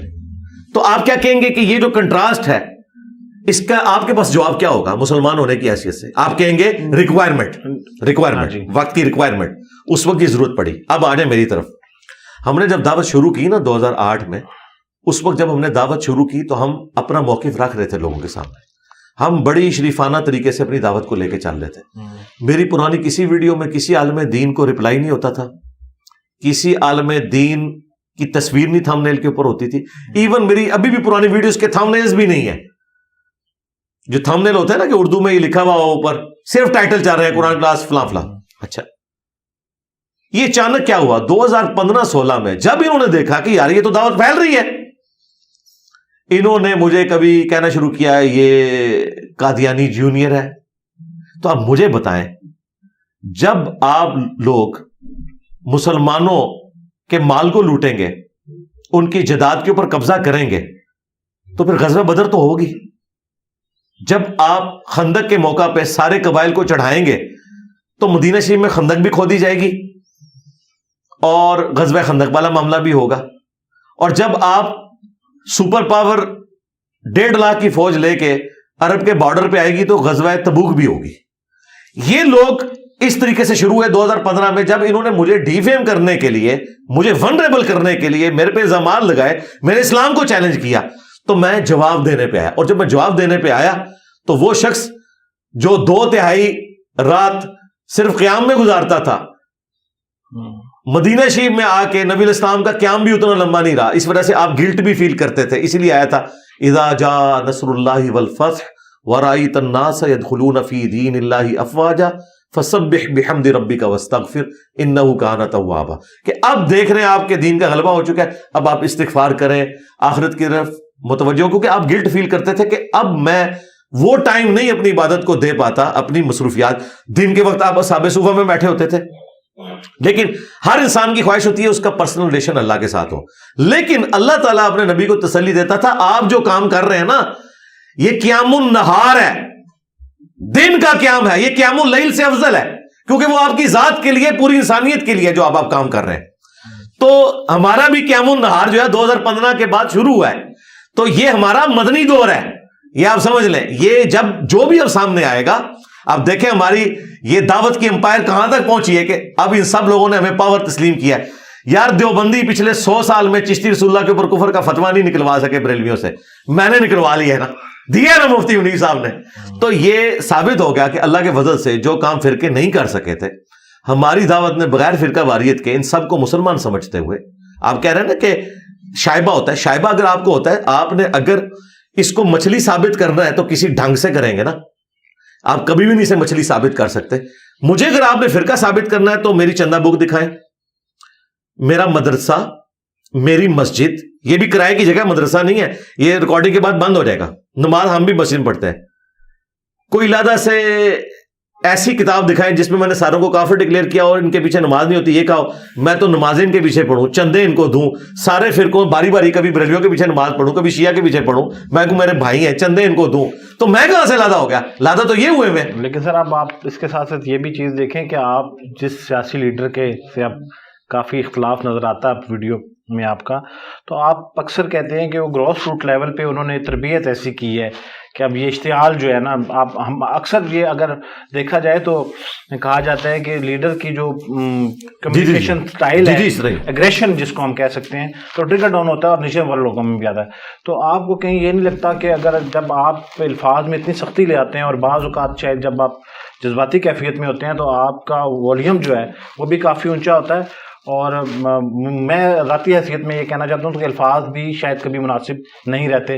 چلیں وہ آپ مجھ سے ڈیبیٹ کر سکتے ہیں، میں اس کو ریبٹل کرتا ہوں نا. میں پہلے تو ریبٹل یہ کرتا ہوں، آپ نے کہا کہ یہ نیچے افیکٹ جائے. ہاں جی، جو سننے والے، میں بتاؤں سننے والے کتنے بچوں نے ہاتھ اٹھایا کہ ہم بریلوی تھے اور ہم جو ہے وہ چھوڑ کے میں آگے، تو چھوڑ میں آ رہے ہیں اور اب داتا دربار گرانے جا رہے ہیں، یہ کہا انہوں نے؟ یہ نہیں کہا. بس یہ آپ ادھر ہی رک جائے نا.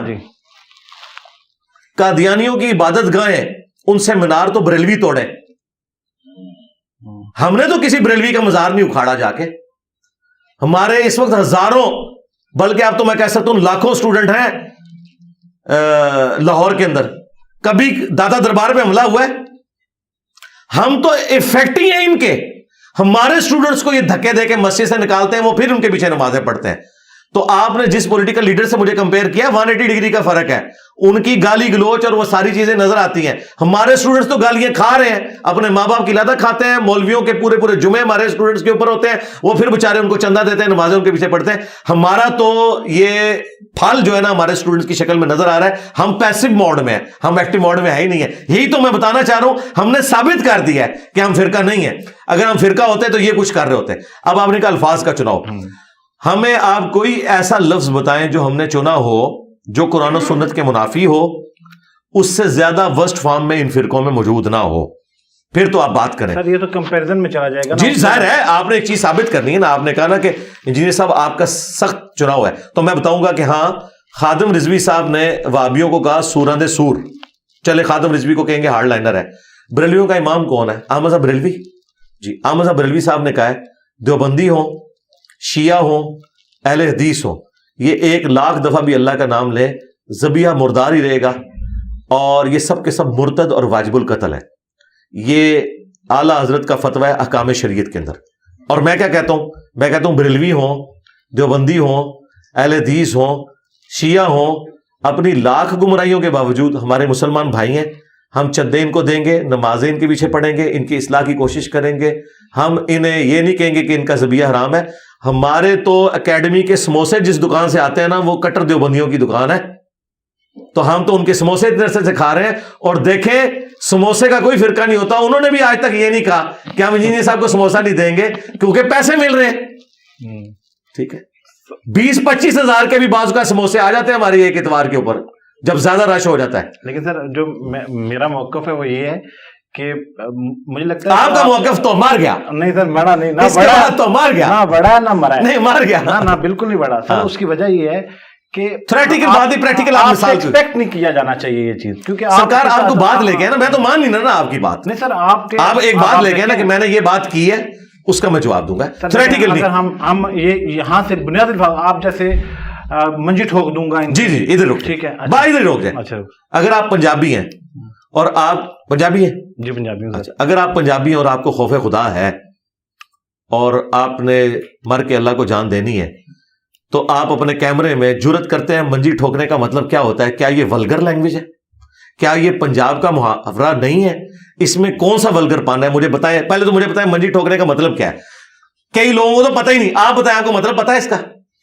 سر دیکھیں مجھے اس کا مطلب تو اگر ہم نہیں ادھر ہی رک جائے, مطلب پتہ ہے کہ نہیں مجھے یہ بتائیں. منجی ٹھوکنے کا مطلب سر دیکھیں کہیں کسی کتاب میں لکھا ہوا سرکار چلے جو آپ کو پتہ ہے وہ آپ بتائیں. ہاں کیا کیا ہے؟ اچھا اگر میں اس کا یہ مفہوم نکالوں. نہیں آپ نہیں مفہوم نکالیں گے, ٹشری بتائے گی. کیونکہ سر اس میں یہ کہیں لکھا نہیں نا. اور سرکار میں آپ کو بتاتا ہوں نا. کہاں لکھا؟ ہاں میں آپ کو کا مطلب بتائیں. میری جان میں آپ کو بتاتا ہوں. پہلے تو آپ پہلے یہ مانیں کہ مجھے نہیں مطلب اس کا پتا, میں نے کہیں پڑھا نہیں ہے.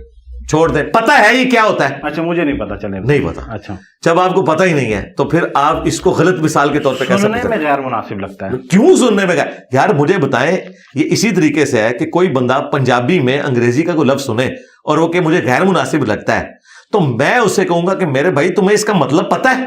میں آپ کو بتاتا ہوں, میں نے 2011 میں ایک لیکچر ریکارڈ کرایا. اس میں نے جنگ جمل صفین نہروان کے اوپر گفتگو کی اور میں نے کہا کہ بعض صحابہ نیوٹرل ہو گئے تھے. نیوٹرل کا مطلب آپ کو انگریزی میں پتا ہے, غیر جانبدار کو کہتے ہیں نیوٹرل.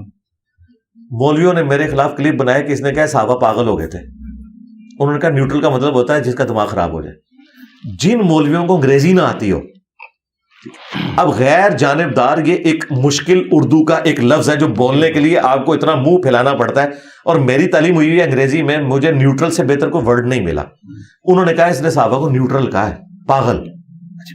مجھے پہلی دفعہ پتا چلا کہ پاگل نیوٹرل یہ لوگ یہ تو نہیں. اب منجی ٹھوکنا اگر آپ سمجھتے ہیں یہ اسی طریقے سے جس طرح انہوں نے نیوٹرل کا مطلب پاگل سمجھ لیا. منجی ٹھوکنا پنجابی میں پرانے زمانے میں, آج بھی آپ کے پنڈی کے انٹرنل علاقوں میں آپ دیکھیں, وہ ایک بندہ آگے آواز لگاتا ہے منجی پیڑی ٹھکا لو. اس کا مطلب کیا ہوتا ہے؟ پرانے زمانے میں جو یہ چارپائیاں ہوتی تھی لکڑی کی, ان کی چولیں ہل جاتی تھی کچھ عرصے کے بعد, کیونکہ وہ جہاں پہ وہ اس طریقے سے لاک لگا ہوتا تھا نا اس کا, اس کے پائے کے ساتھ, تو اس میں پھر وہ سپیسرز ڈالتے ہیں, لکڑی کی باریک باریک چیزیں ڈالتے ہیں, اس کو سپیسر ہم انگریزی میں کہتے ہیں. اب پنجابی میں اسے کیا کہیں گے؟ چھوٹے چھوٹے لکڑی کے ٹکڑے, تاکہ وہ اس کی چولیں ہلنا بند ہو جائے اور وہ سٹیبل ہو جائے. ٹھیک ہے, یہ پلاسٹک کی کرسیوں میں تو آپ کے بات سمجھ نہیں آئے گی. یہ لکڑی کی کرسی ہوتی ہے نا, کچھ عرصے بعد چوں چوں کی آواز آنی تھی. جب چوں چوں کی آواز آئے نا تو وہ گیپ آ جاتا ہے اس کے ٹانگ میں, اور وہ جو اس کا اپنی فریم ہے, تو اس میں پھر وہ سپیسر لکڑی کے چھوٹے چھوٹے ٹکڑے ڈالتے ہیں, گٹیاں آپ کہہ لیں, گٹیاں بنا بنا کے. وہ گٹیاں جب ڈالتے ہیں نا, وہ چوں چوں کی آواز بند ہو جاتی ہے. اسے کہتے ہیں کہ یہ منجی ٹھوک دی, کہ یعنی منجی کی ریپیئر ہو گئی. منجی ٹھوکنا نہ تو ولگر ہے, اس سے سافٹ مثال, اور یہ اتنی پیاری مثال ہے کہ اب ہمارے مخالفین دیتے ہیں. اگلے دن ہمارے بھائی عاقب فرید صاحب کے ساتھ مفتی طارق مسعود نے حافظہ اللہ تعالی ایک پوڈ کاسٹ کی ہے. اس میں وہ کوئی شادی کا ایشو ڈسکس کر رہے تھے کہ جی معاشرہ جو ہے نا وہ مخالفت کرتا ہے دوسری اور تیسری شادی کی, اگرچہ کسی بندے کو ضرورت بھی ہو. تو انہوں نے کہا کہ اس کا جواب میں وہی دوں گا جو انجینئر صاحب دیتے ہیں, ایسے معاشرے کی منجی ٹھوکیں آپ. اب وہ بندہ جو اردو اسپیکر ہے, جسے پنجابی بھی نہیں آتی ہے, انہوں نے بھی بعد میں تحقیق کر لی کہ یہ کوئی ولگر لفظ نہیں ہے جو میں استعمال کر رہا ہوں. تو یہ جو الفاظ استعمال کرتے ہیں ہم سے ڈیبیٹ کریں. ہمیں کئی لوگوں نے کہا آپ پنجابی کیوں بولتے ہیں؟ ہم کہتے ہیں یار اللہ تعالیٰ نے مچھر مکھی مکڑی کی مثال بیان کی ہے بات کو سمجھانے کے لیے. ہماری آڈینس سائنس کا اسٹوڈنٹ بھی ہے, ان پڑھ بھی ہے, پڑھا لکھا بھی. واحد میرا پلیٹ فارم ہے جو ایک ان پڑھ بھی سن رہا ہے, ایک پڑھا لکھا بھی سن رہا ہے. کیوں؟ ہر ایک کے مطلب کی بات ہو رہی ہے. آپ مجھ سے بات کریں کہ میں نے کوئی بات کی ہے قرآن و سنت کے دائرے میں یا ہماری کسی لینگویج میں, وہ اگر ولگر لفظ ہے میں توبہ ریکارڈ کرواؤں گا. یہ اسی طریقے سے لوگ بات کرتے ہیں. اب یہ منجی ٹھوکنا تو اب محاورہ استعمال ہو رہا ہے. اب تو ہمارے کئی ایک صحافتی لوگ بھی اس کو استعمال کر رہے ہیں کیونکہ یہ ولگر ہے ہی نہیں ہے, اس میں تو کوئی غلط بات. اور کوئی مثال دیں. اچھا, اور مثال سے پہلے سر یہ جیسے آپ بالکل اس کو آپ کہہ رہے ہیں کہ یہ ایسا لفظ نہیں ہے جس پہ اعتراض کیا جاتا ہے. جی غیر اخلاقی ہونا, اگر ہم جیسے یہ کیمراز کے سامنے بیٹھے ہیں تو آپ یہ پگڑی اتار دیں تو کوئی یہ پروٹوکول میں تو نہیں ہم نے ڈیفائن کیا ہوا, یا میں یہ جیکٹ اتار کے سامنے رکھ دیتا ہوں تو مجھ پہ کوئی دفعہ تو نہیں لگ سکتی. اسی طرح سے کچھ الفاظ کا جو استعمال ہے ممبر پہ بیٹھ کے, اس پہ میں آپ پہ کوئی دفعہ نہیں لگا سکتا یا میں یہ ثابت نہیں کر سکتا, لیکن وہ غیر مناسب نہیں ہے. غیر مناسب تو آپ کہہ رہے ہیں نا, میں تو نہیں مان رہا. میں آپ کو قرآن کی کئی مثالیں دیتا ہوں, آپ کہیں گے غیر مناسب ہے, پھر وہ آپ ڈیفائن کریں گے غیر مناسب. یہ تو ڈکشنری بتائے گی نا غیر مناسب ہے کہ نہیں ہے. نبی الاسلام نے کئی ایسی مثالیں دی ہیں جو آپ کہہ دیں کہ غیر مناسب ہے, وہ آپ کو لگیں گی غیر مناسب ہے لیکن وہ غیر مناسب تو نہیں ہوں گی. ان میں بعض اوقات ایسی مثالیں بھی قرآن و حدیث کے اندر آئی ہوئی ہیں جو عام ہماری گفتگو میں ہم سمجھیں گے شاید غیر مناسب ہے, لیکن ہم انہیں غیر مناسب نہیں سمجھتے. میں اس کو اس کانٹیکسٹ میں لے رہا ہوں کہ اتنی شعوری کانٹیکسٹ غلط ہو گیا. نہیں اس کی نہیں غلط اس لیے کہ اتنی شعوری گفتگو کے درمیان سرکار دیکھیں جب بنیاد ہی ختم ہو گئی تو اب آپ علماء کی طرح اگر لکیر پیٹیں گے سر اگلے سوال پہ خام خواہ چیز کو آپ خام خواہ محرم کو مجرم بنانے کی کوشش تو نہ کریں. نہیں میں تو رکوں گا. آپ نے کہا بہت سی باتیں اگلی بھی نکالیں. آرگیومنٹس کا ہرگز مطلب کوئی سچویشن کو ون کرنا نہیں ہے. نہیں سرکار, آپ ون بے شک نہ کریں لیکن الزام وہ لگائیں جو ہو. سر یہ الزام نہیں ہے. سب سے پہلے جب میں نے دیکھیں الزام نہیں, چلے سوال کہہ لیں. ہاں سوال. آپ نے کہا تھا کئی ایسی باتیں ہیں, ایک تو میں نے بتا دی, اس کو تو میں نے مار دیا, وہ تو مر گیا, اب کوئی اور نکالے, یا تو کہ مجھے نہیں اس وقت یاد, نہیں پھر ہم آگے چلتے ہیں. آپ نے کہا کئی ایک باتیں ہیں, تو میں کہہ رہا ہوں کہ کیمرے میں ابھی مجھ سے جواب لے لیں. اچھا سر, جب آپ یہ کہتے ہیں کہ تواڈے بابے تے شاہی کوئی نہیں. جی جی بالکل ٹھیک ہے جی, بالکل یہ لکھا ہوا. ہاں یہ لکھا ہوا بھی ہے. اس سے پہلے بھی کچھ کہتا ہوں, نبی صلی اللہ علیہ وسلم کے جیسا ہے ہی کوئی نہیں اور تواڈے بابے تے شاہی. کیا یہ عقیدہ ٹھیک نہیں؟ اچھا عقیدہ ٹھیک ہے. ہاں عقیدہ تو دیکھیں سر, میں عقیدے کے اوپر تو کوئی بات ہی نہیں ہو رہی, انداز کے اوپر بات ہو رہی ہے. ٹھیک ہے, اگر یہاں جتنی خوبصورتی سے یہ لکھا ہوا ہے نا, اتنی خوبصورتی سے اس کی ادائیگی ہے تو کوئی اعتراض نہیں. اس خوبصورتی سے ادائیگی نہیں ہوگی میرے بھائی. بات یہ ہے جس بات کا جو وزن ہے وہ اسی طریقے سے بیان ہوتا ہے. نبی علیہ السلام جب غصے کی حالت میں کوئی بات کرتے تھے وہ غصے کی حالت میں ہی ہوتی تھی, یہ نہیں ہوتا. یہ عقیدہ بھی بالکل درست ہے اور یہ انہوں نے ہمیں پڑھایا ہوا ہے, انہوں نے ہمیں خود پڑھایا ہوا ہے کہ بڑے سے بڑا غوث قطب ابدال ہو, ایک صحابی کے گھوڑے کی قدموں کی خاک بھی نہیں ہے. تو یہ کیا کہہ رہے ہوتے ہیں بابے تشاہی کوئی نہیں. یہ اپنے بابوں کو جانوروں سے بدتر کہیں. میں نے رسول اللہ کے ساتھ کمپیئر کیا ہے, میں پھر ون کر گیا ہوں اپنا مقدمہ. یہ کہتے ہیں کہ کوئی بڑے سے بڑا غوث قطب ابدال ولی اللہ ایک صحابی کے گھوڑے کی قدموں کی خاک کے برابر نہیں. آپ نے بچپن سے کہانی سنی ہوئی ہے نا, جو نہ قرآن میں لکھی نہ حدیث میں. یہ کہانی ہمارے بزرگوں نے ہمیں سکھائی, یہ ممبروں سے نہیں بیان ہوتی تھی. کسی نے آپ میں سے نہیں پوچھا کہ ایک کلمہ گو کو تم صحابی کے گھوڑے سے بدتر سمجھ رہے ہو, کیا جانور انسان سے بہتر ہو سکتا ہے؟ اور میں کیا کہہ رہا ہوں, جانور کو نہیں کہہ رہا میں کہہ رہا ہوں نبی کے جیسا ہے ہی کوئی نہیں, بابا تے شاہی کوئی نہیں. یعنی نبی علیہ السلام کے مقابلے پہ بابا کوئی شے نہیں ہے. جبکہ یہ لوگ پتہ کہتے تھے, یہ کہتے تھے بابے تو جانوروں سے بھی بدتر ہیں. تو میں پھر ون کر گیا, لے آؤ کوئی اور مثال. اچھا سر, اس مثالوں کی تو شاید ضرورت نہیں ہے. ہاں اب بھی ضرورت ختم ہو, ضرورت تو ہمارے یہ ہے کہ جیسے غامدی صاحب بھی خطاب کرتے ہیں, بات کرتے ہیں, تو میرا خیال غامدی صاحب کی غصے والی ویڈیوز اگر میں آپ کو دکھاؤں, آپ کہیں یہ وہی غامدی صاحب ہیں, چھوڑ دیں. غامدی صاحب کے بارے میں میری زبان بند رہنے دیں, ہمارے استاد ہیں, ہم کچھ اور بول دیں گے. اچھا سر, گراؤنڈ میں کرکٹرز اور جو پلیئرز ہوتے ہیں وہ سجدہ کرتے ہیں, تو وہ ٹھیک ہے آپ کی نظر میں اس میں کوئی یہ سوال ہے کسی میری نظر میں تو کس نے مجھ سے کیا تھا؟ جس پلیئر نے کیا اس سے تو بتائیں کہ بھائی تیرا تو نکاح ٹوٹ گیا, تیری بیعت بھی ٹوٹ گئی, اور دوبارہ سے مسلمان ہو. کیونکہ کرکٹر یا تو بریلوی ہوگا یا دیوبندی ہوگا, کیونکہ حنفیوں کے نزدیک بغیر وضو کے آپ سجدہ نہیں کر سکتے, اور بغیر وضو کے سجدہ کرنا یہ توہین ہے اللہ کی, اور چونکہ اللہ کی توہین ہے لہذا نکاح بھی ٹوٹے گا اور بیعت بھی ٹوٹ جائے گی اور تجدید ایمان بھی کرنا ہوگا. اچھا رہا مسئلہ قرآن و سنت کا, تو اس کے لیے پہلے آپ کو پھر اپنے فرقے سے اعلان برات کرنا ہوگا. قرآن و سنت میں تو آپ بغیر وضو کے سجدے تلاوت بھی کر سکتے ہیں, سجدہ شکر بھی کر سکتے ہیں. لیکن پاکستانی کرکٹ ٹیم چونکہ حنفی ہے, تبلیغی جماعت سے تعلق رکھتی ہے, ان کے نکاح ٹوٹ چکے ہیں, کیونکہ وہ تو فقہ حنفی کو فالو کرتے ہیں اور وہ اس سے ہٹ نہیں سکتے. رہا ہمارا مسئلہ تو وہ کلیئر ہے بالکل الحمدللہ.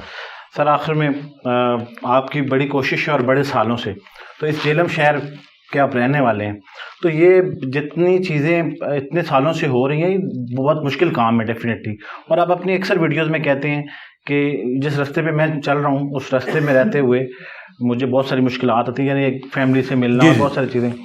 تو کبھی ایسا ہوتا ہے آپ کا دل کرتا ہے کہ یار میں اسی طرح سے واپس جاؤں باہر شہر کے اندر, جو کہ شاید مجھے لگتا ہے اب آپ نہیں جاتے ہوں گے, اور کوئی مس کرتے ہوں جہلم کی لڈن کی چائے یا وہاں فوجی مل کے سامنے سے چاٹ ملتی ہے, اور آپ کا ڈے ٹائم میں؟ نہیں, اب نہیں کرتا, کیونکہ مجھے اب جو مزہ آ رہا ہے نا الحمدللہ. دیکھیں یہ جو پھل پک کے سامنے تیار ہو چکا ہے, پوری دنیا میں ایک ریولوشن آ گئی ہے. اس کا ٹیسٹ تو میری پوری زندگی کی چاٹوں پہ, گول گپوں کے اوپر اور ہر چیز کے اوپر جو ہے نا وہ بھاری ہے الحمدللہ. اس کی وجہ یہ ہے کہ یہ پھل سامنے آ چکا ہے. ہاں اگر اس میں کوئی کامیابی نہ ہوئی ہوتی کوانٹیٹیو وائز تو میں شاید پھر مس کرتا, وہ بھی میرے ایمان کی کمزوری ہوتی ہے اگر میں مس کرتا, کیونکہ جب آپ بڑی کاز کے لیے کام کرتے ہیں پھر آپ یہ نہیں دیکھتے کہ اس کا رزلٹ کیا نکلا, آپ یہ دیکھتے ہیں کہ آپ کی کمٹمنٹ اللہ کے ساتھ کیا ہے. لیکن میرے کیس میں تو الحمدللہ صدیوں میں کوئی ایسا بندہ پیدا ہوتا ہے کہ جس کی ریولوشن اسے اس کی زندگی میں دکھا دی جائے. بڑے بڑے لوگ آئے ہیں, دنیا سے چلے گئے ہیں, لیکن ان کے مرنے کے بعد ان کی دعوت بہت پھیلی پھول گئی اور لوگوں نے اس ریولوشن کو دیکھا. لیکن الحمدللہ وہ چند ایک لوگ جنہوں نے اپنی زندگی میں انقلاب دیکھا ہے نا اپنی لیگیسی کا, تو ان میں سے ایک میں ہوں, تو میں تو اس کے اوپر بہت خوش ہوں الحمدللہ. انجینئر محمد علی مرزا صاحب آپ کا بہت بہت شکریہ. ہم نے کیونکہ ٹریول بھی کرنا, اور دھند کے عالم یہ ہے کہ مجھے یہ بھی لگ رہا ہے کہ ہم اس کو بھی فیس نہ کریں. آپ کو رات کو ہم ہوٹل میں ٹھہرا لیتے ہیں, آپ اپنے سوالات جاری رکھیں. جتنے سارے سوالات کے ساتھ آپ نے جواب دیے ہیں اور جس طرح سے دیے ہیں میں آپ کا بہت مشکور ہوں.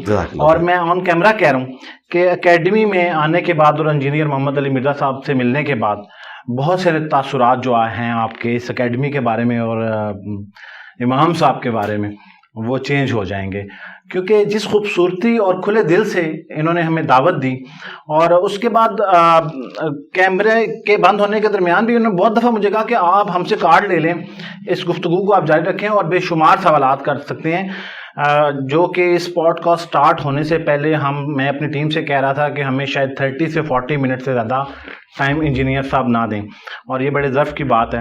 اور میرے بہت سارے کوسچن تھے پچھلی پوڈ کاسٹ سے, آپ کے کامنٹس بھی تھے اس کے اوپر, وہ بھی ہم نے کلیئر کر لیے. سر آپ کا بہت بہت شکریہ. تھینک یو سو مچ سر. جزاک اللہ خیر.